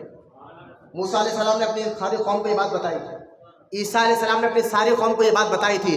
تو عیسائی اور یہودی حضور پیدا ہونے سے پہلے یہ قوم دو تھے نا، یہودی اور عیسائی، یہ جانتے تھے کہ ہمارے نبی کے اندر کیا کیا کوالٹیاں ہیں آخری نبی کے اندر۔ یہ جاننے کے باوجود بھی حضور کے آنے کے بعد کچھ یہودیوں نے مانا، کچھ نہیں مانا، ایسا ہوا، جان بوجھ کر بھی نہیں مانا۔ ایک یہودی کے بارے میں آتا ہے، وہ مدینہ پاک میں اکثر اعلان کرتا تھا آخری نبی آنے والے ہیں، کہ یہ حالات ایسے بتا رہے ہیں، یہ ٹائم ایسا بتا رہا ہے، جو کتابوں میں لکھا ہے بتا رہا ہے، لیکن جو ہمیشہ چیختا تھا نا آنے والے ہیں۔ جس دن حضور پیدا ہوئے اس دن وہ مدینے میں پاک میں سارے یہودیوں کو بلا کر کہا کہ میں دیکھ رہا ہوں جو آخری نبی کا ذکر ہماری کتابوں میں وہ پیدا ہو چکا ہے۔ لوگوں نے کہا تجھے کیسے معلوم ہوا؟ کہا دیکھیے یہ آسمان میں جو تارا ہے نا، بولے یہ تارا کے بارے میں پہلے ہماری کتابوں میں لکھا گیا ہے کہ جس دن آخری نبی پیدا ہوگا تو آسمان میں یہ تارا آئے گا۔ یہ تارے سے میں جان گیا جو دکھ رہا ہے کہ آخری نبی مکہ میں پیدا ہو گیا ہے۔ اتنا وہ اتھینٹک تھا اس بات پر کہ حضور آنے والے اور کس قبیلے میں آئیں گے، یہ بھی اللہ نے حضور کے آنے سے پہلے سب باتیں بتا دیا تھا نبیوں کے ذریعے، کہ حضور بنو ہاشم میں رہیں گے، مکہ میں پیدا ہوں گے، والد کا نام عبداللہ ہوگا، والدہ کا نام آمینہ ہوگا، ابو عبد المطلب کا پوتا ہوگا۔ یہ ساری باتیں جو ہے نا حضور کے پیدا ہونے سے پہلے نبیوں کے ذریعے اللہ نے بتا دیا تھا۔ خاص طور یہودی اور نصائی جانتے تھے، لیکن آنے کے بعد جب وہی جو مدینہ پاک میں جب حضور مکہ سے ہجرت کر کے مدینے میں آئے تو اسی یہودی نے انکار کر دیا۔ ماننے کو ہے تو مان لیتے، نہیں ماننا ہے تو آج آدمی سچ ہے پھر بھی نہیں مانتا ہے نا۔ مجھے بتائیے لا الہ الا اللہ سے سب سے زیادہ سچی بات کیا ہو سکتی ہے نا؟ اللہ کے علاوہ کوئی عبادت کرے گا، لیکن کچھ ماننے والے اس کے بھی ہے، کچھ نہیں ماننے والے اس کے بھی ہے۔ اللہ کو چھوڑ کر غیروں کی عبادت کرنے والے بھی ہے۔ تو آج بھی یہ قاعدہ ہے کہ ماننے والے جان بوجھ کر بھی نہیں مانتے، جانتے کہ یہ سچے ہیں پھر بھی جھوٹ آتے ہیں، جانتے کہ ہم غلط یہ سچے ہیں پھر بھی انکار کرتے ہیں۔ تو یہودیوں میں وہ یہودی جانتا تھا حضور کے پیدا ہونے سے پہلے لوگوں کو بولتا تھا، لیکن جب حضور مکہ چھوڑ کر مدینے میں آئے اسی نے ہی انکار کر دیا جان بوجھ کر۔ تو جب یہودیوں نے حضور کو انکار کیا، اللہ نے قرآن میں کیا کہا؟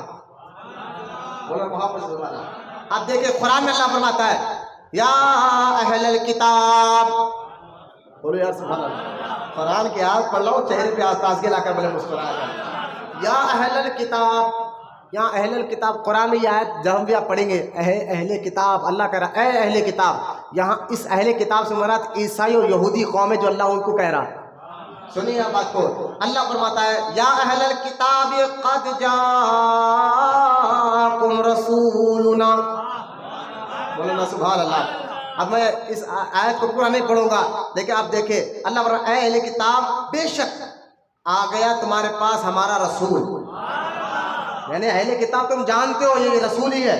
اللہ فرماتا بے شک آ گیا تمہارے پاس ہمارا رسول جو کھول کر بیان کرتا ہے تمہاری یہ بہت سے ایسی باتیں جسے تم چھپاتے ہو۔ آگے بات میں یہی کہہ رہا تھا نا، یہودی جانتے تھے لیکن مانتے نہیں تھے، حضور کو جانتے تھے یہ آخری نبی ہے پھر بھی چھپاتے تھے۔ یہی بات اللہ قرآن میں بھی کر رہا ہے کہ اے اہل کتاب تم جانتے ہو کہ یہ رسول ہے لیکن تم چھپا رہے ہو، تم جان بوجھ کر چھپا رہے ہو، تو اللہ کے رسول چھپا رہے ہو۔ اللہ فرماتا ہے جانتے ہو پھر بھی چھپا رہے ہو، تو اللہ فرماتا ہے میں چھوڑیے ان کو، قد جاءکم من اللہ نور، ہم نے آپ کو نور بنا کر بھیجا، وکتاب مبین۔ اب دیکھیں اوپر سے بات سمجھ میں آ رہی ہے، اب اور آسان کر کے سمجھاتا ہوں۔ یہ آیت میں اوپر کیا کر رہا ہے اللہ تعالیٰ؟ قد جاءکم رسول، دیکھا خط جاءکم، یہ لفظ ہو جائے قاف دال خد جا جام الف جیم الف اور اس میں حمزہ، تو جاءکم رسول، قد جاءکم رسول، کہ تمہارے جانب اللہ کا رسول آیا تم چھپا رہے ہو۔ پھر اللہ تعالیٰ یہودیوں کو جواب دیتے دیتے پھر اللہ نے کیا کہا؟ خد جاءکم، اوپر کیا کہا؟ یہ لفظ کہا ہے نا اوپر بھی خد جاءکم رسول، پھر نیچے بھی ان کو یہودیوں کو جواب دیتا لگا خد جاءکم، لفظ دونوں آ گئے۔ لیکن اسی آیت کی ترتیب کو دیکھیں، اوپر تو اللہ یہ کہہ رہا ہے رسول، اور جب کہا قد جاءکم رسول کہا، اور اسی آیت کی ترتیب کو نیچے پڑھیے، قد جاءکم من اللہ نور کہا۔ مجھے بتائیے قد جاءکم کہہ کر اللہ نے رسول کہہ دیا اور نیچے آ کر قد جاءکم نور کہہ دیا، تو مجھے بتائیے اوپر تو رسول ہے، قد جاءکم رسول، اوپر تو رسول کہا اور نیچے قد جاءکم من اللہ نور کہہ کر بتا دیا۔ جو قد کہہ کر میں رسول کہہ رہا ہوں وہی رسول یہاں مراد ہے کہ میں ان کو نور بھی کہہ رہا ہوں۔ میں اگر وقت ہوتا تو اور کھول کر اس بات کو آپ کو سمجھاتا، اور کھول کر سمجھاتا۔ بس یہ سمجھیے قد جاءکم کا قاعدہ اوپر رسول کہا، اسی لفظ کے آگے نور کہا، تو اوپر تو رسول ہو جائے، نیچے قرآن کیسے ہو سکتا ہے؟ وہی رسول ہے۔ پھر یہاں نور و کتاب مبین کہا تو قرآن کا بھی ذکر ساتھ میں کر دیا گیا ہے۔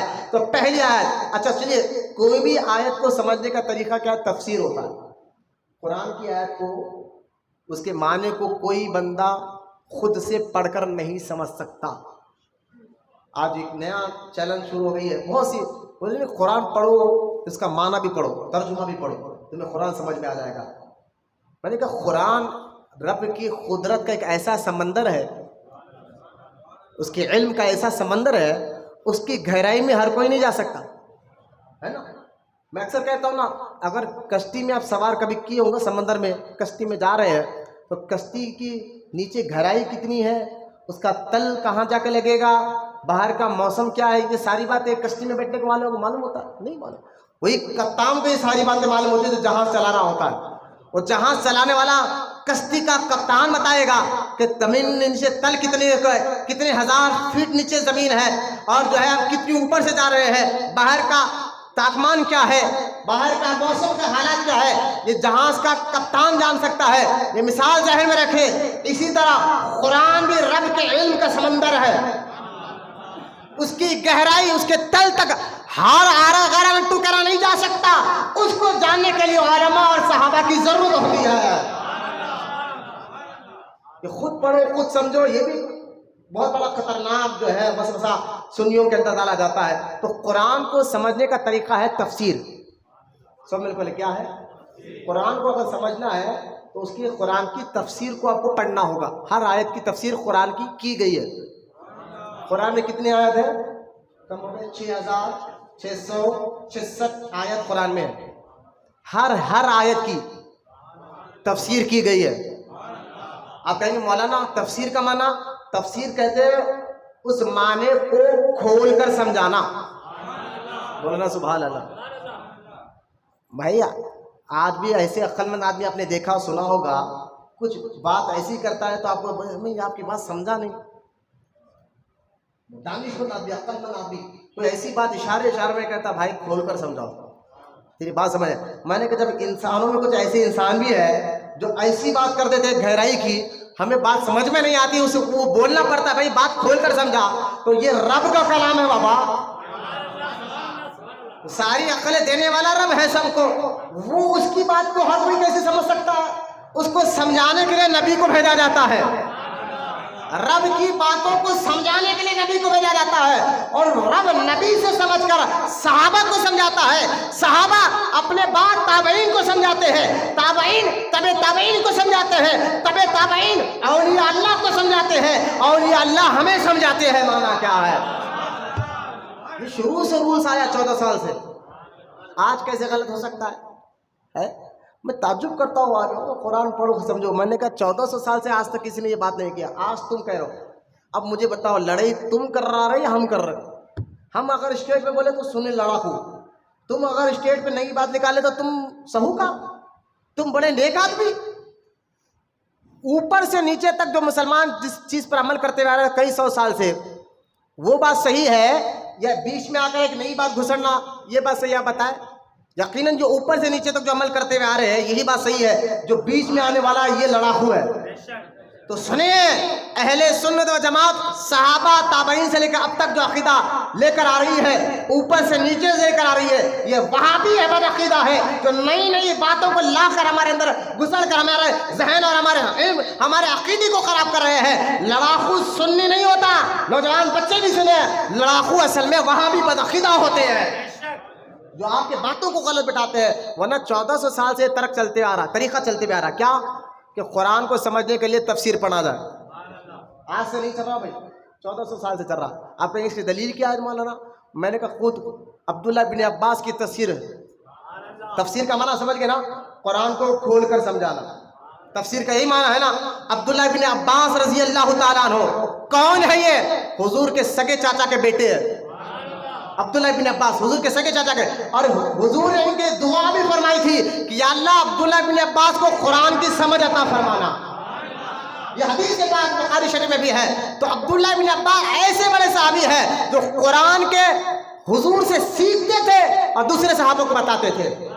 آئیے میں نے کہا چلو قد جاءکم من اللہ نور، اللہ کی جانب سے نور آیا. تو اس آیت کا معنی ہم عبداللہ بن عباس سے پوچھتے ہیں، سبحان اللہ، جنہوں نے خود حضور سے معنی سیکھا ہے قرآن کا. لہذا عبداللہ بن عباس سے تفسیر ابن عباس میں جب کسی نے پوچھا اللہ تو قرآن میں یہ کہہ رہا ہے قد جاءکم من اللہ نور، اللہ کی جانب سے نور آیا، اے عبداللہ بن عباس اس کا معنی کیا ہے، مطلب کیا ہے؟ تو عبداللہ بن عباس کہتے ہیں تفسیر ابن عباس میرے پاس آج بھی موجود ہے، آپ نے خود فرمایا اس کا معنی یہی ہے کہ اللہ کی جانب سے نور، نور سے مراد نور مصطفیٰ ہے. صحابی نے بتا دیا، صحابی نے حضور سے سن کر ہی تو بتایا ہوگا نا. ابھی اور بھی دلائل میں دے سکتا ہوں. میں نے کہا قرآن یہ آیت کا معنی تفسیر 1400 سال سے کئی ہزار تفسیر قرآن کی گئی ہے. کئی عبداللہ بن عباس یہی بتا رہے ہیں. تفسیر نعیمی ہے، تفسیر روح البیان ہے، تفسیر جلالین ہے، تفسیر در منصور ہے، اور جو ہے تفسیر خازان ہے، تفسیر کبیر ہے. یہ بڑے معتبر تفسیروں کی بات بتا رہا ہوں جس کو آج وہابی اپنے مدرسوں میں بھی پڑھتے ہیں، ابھی بھی اس وقت بھی پڑھتے ہیں. 2023 اس وقت بھی ان تفسیروں کو اپنے مدرسوں میں پڑھایا جاتا ہے. جب کسی مولانا کو عالم بنانا ہوتا ہے تبھی وہ جا کر عالم بنتا ہے. اور تفسیر کا معنی سمجھ گئے، قرآن کے مطلب کو کھول کر سمجھانا، قرآن کے معنی کو کھول کر سمجھانا. میں نے کہا ساری تفسیر جو ہر مدرسے میں آج بھی پڑھائی جاتی ہے، وہ چاہے تفسیر ابن عباس ہو، تفسیر کبیر ہو، تفسیر روح البیان ہو، تفسیر روح المعانی ہو، تفسیر در منصور ہو، تفسیر جلالین ہو، تفسیر خازان ہو، تفسیر طبری ہو، اور تفسیر جو ہے جلالین ہو، ہر تفسیر میں اس آیت کا ایک ہی معنی لکھا گیا ہے کہ اس سے مراد نور مصطفیٰ ہے. آگے من چلے ٹھیک ہے. یہ تو ایک آیت میں نے آپ کو بتا دیا. اب آیت دوسری آیت 18 پارے کی، اور سورہ نور. ہاں اس سورہ کا نام بھی ہے سورہ نور. بولو نا محبت سے سبحان اللہ. نور، اور نور والے آقا کا ہی تو ذکر ہو رہا ہے نا. اب دیکھیں سورہ نور اللہ فرماتا ہے 18 پارے میں اللہ فرماتا ہے اللہ نور السماوات والارض. اللہ فرماتا ہے اللہ نور السماوات والارض. اللہ فرماتا ہے اللہ زمین آسمان کا نور ہے. اللہ بھی نور، مصطفیٰ بھی نور. سنیں اللہ نور السماوات والارض، اللہ زمین اور آسمان کا نور ہے. پھر اللہ فرماتا ہے مثل نورہ، اس کے نور کی مثال ایسی ہے جیسا کہ ایک طاق، پھر اس میں چراغ، چراغ میں فانوس، فانوس کے اوپر ایک چمکتا ہوا ستارہ. میں بولے محبت سے سبحان اللہ. اب اس آیت کا معنی یہی تفسیر اٹھا کر دیکھیں، کیونکہ اللہ کی کوئی مثال دے ہی نہیں سکتا. کوئی اللہ کی مثال دے سکتا؟ اللہ کیسا ہے؟ اس لیے حضور نے فرمایا اللہ کیسا ہے، کیا ہے، اللہ میں غور مت کرو، کبھی بھٹک جاؤ گے. اللہ میں غور مت کرو، اللہ کی نشانیوں میں غور کرو. سبحان اللہ. تب اللہ کی معرفت آپ کو سمجھ میں آئے گی. اللہ کون ہے، کیسا ہے، لم یلد ولم یولد ہے وہ. اللہ یلد ولم یولد، نہ اس کے ماں باپ ہے، نہ اس نے کسی کو پیدا کیا، نہ اس کو کسی نے پیدا کیا. وہ ہے اور خود سے ہے. حضور فرماتے ہیں نا اللہ میں غور مت کرو، اللہ کی نشانیوں میں غور کرو. بھلے مثال کے طور پر مولانا، میں نے کہا مثال کے طور پر اتنے بڑے آسمان کو دیکھا جو بغیر پلیر کے کھڑا کر دیا، اللہ کی نشانی ہے. اتنے بڑے آسمان کو جو بغیر پلیر کے کھڑا کر دیا. سورج کو دیکھ لو، چاند کو دیکھ لو، تاروں کو دیکھ لو، سمندر کو دیکھ لو، پہاڑوں کو دیکھ لو، جھاڑوں کو دیکھ لو، حیوانات کو دیکھ لو، پرندوں کو دیکھ لو، جانوروں کو دیکھ لو. یہ رب کی بنائی ہوئی نشانیاں ہیں، ان کو دیکھ کر رب کی معرفت ہوتی ہے. تو سرکار نے فرمایا اللہ کی نشانیوں میں غور کرو. اللہ میں غور مت کرو، لیکن اللہ کی کوئی مثال نہیں دے سکتے، کوئی دے سکتا اللہ کی مثال نہیں دے سکتا۔ پھر یہ آیت میں اللہ کہتا ہے اللہ کی نور کی مثال ایسی ہے۔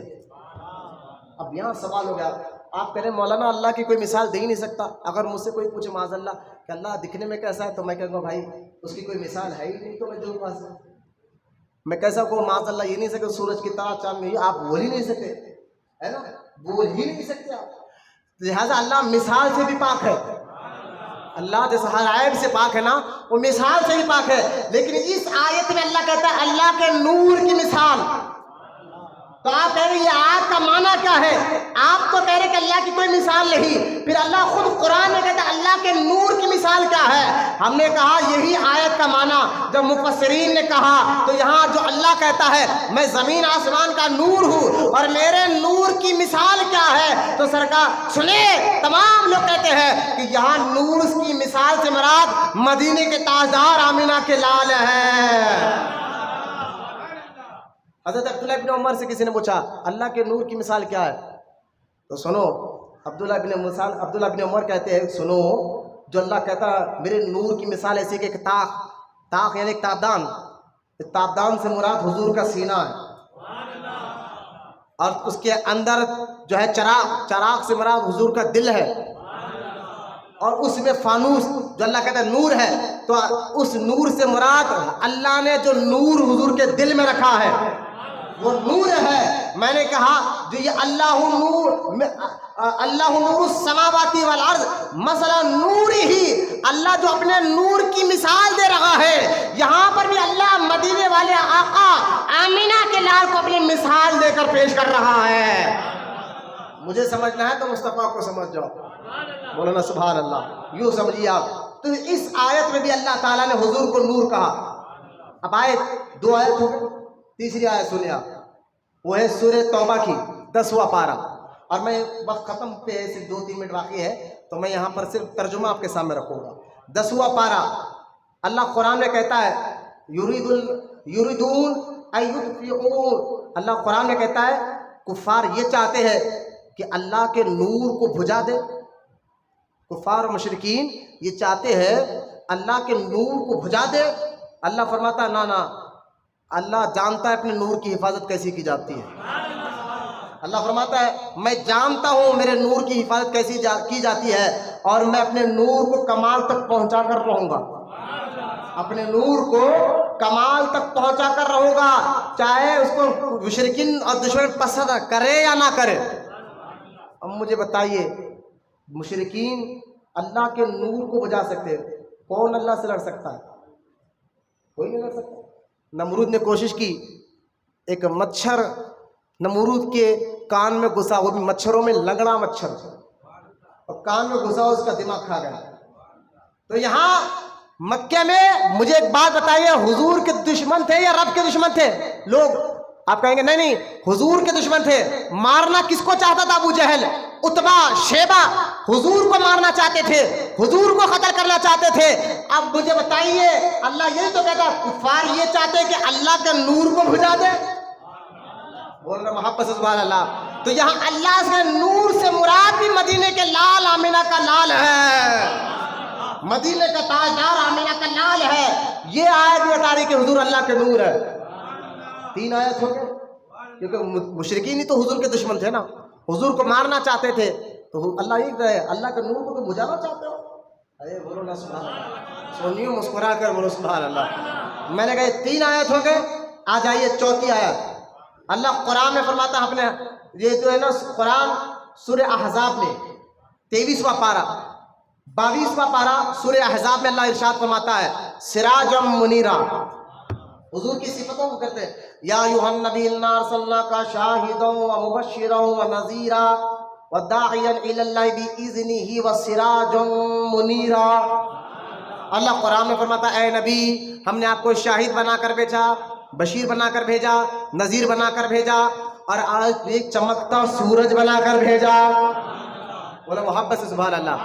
میں نے کہا سنو، چمکتا سورج کا تو سورج نور کا ہے نا، تو یہاں سراجم منیرا سے آسمان کا سورج نہیں، حضور کو اللہ نور کہہ رہا ہے۔ یہ جو ہے 3ری آیت ہو گئی، اور 4تھی آیت جو ہے اللہ قرآن میں فرماتا ہے وَالنَّجْمِ إِذَا هَوَىٰ، یہ 29 پارے سورہ تحریم کی آیت ہے. وَالنَّجْمِ إِذَا هَوَىٰ سورہ نجم کی آیت ہے. 27 پارے میں معافی چاہتا ہوں، 27واں پارہ سورہ نجم کی آیت مبارکہ ہے. وَالنَّجْمِ إِذَا هَوَىٰ، اللہ قرآن میں کہتا ہے ختم اس ٹوٹتے ہوئے تارے کی. تارا بھی آسمان وہ بھی نور کا ہے نا. تو سب مفسرین نے کہا جو اللہ یہ قسم کا اٹھا رہا ہے نا ٹوٹتے ہوئے تارے کی، ٹوٹتے ہوئے تارے کی، میں نے کہا یہاں اس سے مراد کیا ہے؟ اس سے مراد بھی مدینے کے تاجدار آمینہ کا لال ہے. یہ 4 آیت ہو گئے. حدیثیں میرے ذہن میں بہت ہے لیکن بس وقت اجازت نہیں دے رہا. انشاءاللہ اللہ زندگی رکھا تو اس ٹاپک کو میں آنے والے جمعہ میں آپ کے سامنے رکھوں گا. حضور اللہ کے نور سے بنے. لیکن ایک مثال دے کر بات ختم کر رہا ہوں کہ وہاں بھی کہتے ہیں نور اور جسم ایک جگہ کیسے مل سکتا ہے. میں نے کہا بھائی جو چیز ضد ہوتی ہے وہ نہیں مل سکتی آپس میں. نہیں سمجھا؟ رات اور دن ایک دوسرے کی ضد ہے. رات اور دن ایک دوسرے کی یہ ایک جگہ جمع ہو ہی نہیں سکتے. سمجھے بات کو؟ جو ضد ہے اپوزٹ کی وہ ایک دوسرے سے نہیں مل سکتے. رات اور دن نہیں مل سکتے. خوشبو اور بدبو ایک جگہ نہیں مل سکتے. وہ ایک دوسرے کی ضد ہے. یہ کس نے کہا کہ نور اور مٹی کا جسم ایک دوسرے کی ضد ہے؟ یہ کسی نے کہا. یہ مل سکتے ہیں. میں نے کہا اس کی مثال دیکھو. آپ نے جگنو کو دیکھا نا؟ جگنو جو گاؤں میں اکثر دیکھا ہوگا آپ نے. ایک چھوٹا سا کیڑا ہے, ایک چمکتا ہے رات میں. ہے تو جسم نا یار, سمجھو بات کو, ہے تو جسم, لیکن رب نے اس میں چمک پیدا کر دی, چمک پیدا کر دی. وہ بغیر روشنی کی چمکتا ہے. ہاتھ میں لو تو ہاتھ میں روشنی آ جاتی ہے. میں نے کہا ایک پرندے میں اللہ روشنی دے دے, نور داخل کر دے, اس میں تعجب نہیں, تو مدینے والے کو اللہ نور علی نور بنایا تو تعجب کی کیا بات ہے. اتنی مثالیں میں آپ کو دے سکتا ہوں. یہ بہت نیچے اتر کر میں نے یہ مثال دے کر سمجھائی تاکہ موٹے ذہن والوں کو یہ بات سمجھ میں آ جائے کہ حضور اللہ کے نور سے بنے, اور نور اور جسم ایک دوسرے کی ضد ہے ہی نہیں. مولانا سبحان اللہ, ایک دوسرے کی ضد ہے ہی نہیں بھائی. یہ نور اور جسم مل سکتا ہے, اس میں کیسی تعجب کی بات ہے. اس کی کئی مثالیں جو ہے نا دنیا میں بھی موجود ہے. اللہ کی بارگاہ میں دعا اللہ ہم تمام کو کہنے سننے سے زیادہ عمل کی توفیق عطا فرمائے. اللہ ہمیں سچا عاشق رسول بنائے. قیامت تک ہماری نسل میں یا اللہ عاشق رسولوں کو پیدا فرما. ہر سنی مسلمان کو, بدعقیدہ تحری کو, وہابیوں سے ان کے ایمان اور عقیدے کی حفاظت فرما. جتنے بوڑھے نوجوان بچے یہاں بیٹھے مولا ان کے بیٹھنے کو قبول فرما. ہم تمام کو سچا عاشق رسول بنا. ہم تمام کو جو میلاد پاک کا ذکر کر مولا, جو جلوس نکالا جائے گا انشاءاللہ اتوار کے دن, اس جلوس میں اس میں ادب کے ساتھ, تعظیم کے ساتھ, کرتا پاجامہ پہن کر, سر پہ امامے رکھ کر, عطر لگا کر, اور حضور کے پر درود پڑھتے ہوئے محبت کے ساتھ مولا اس میں جلوس میں شرکت کی توفیق عطا فرما. گاڑیاں بھگاتے ہوئے ڈی جے پر نعت لگا کر قوالی کا ناچ کرتے ہوئے اللہ ایسے خرافات غلط کاموں سے تمام مسلمانوں کی حفاظت فرما, اور تمام بچوں کو بھی نیک توفیق عطا فرما. مولا ہم تمام کی دعاؤں کو نبی کریم صلی اللہ علیہ وسلم کے واسطے وسیلے, سرکار غوث پاک رضی اللہ تعالیٰ عنہ کے واسطے وسیلے سے ہم سب کی دعاؤں کو قبول اور مقبول فرما. وما علینا الا البلاغ والحمد للہ رب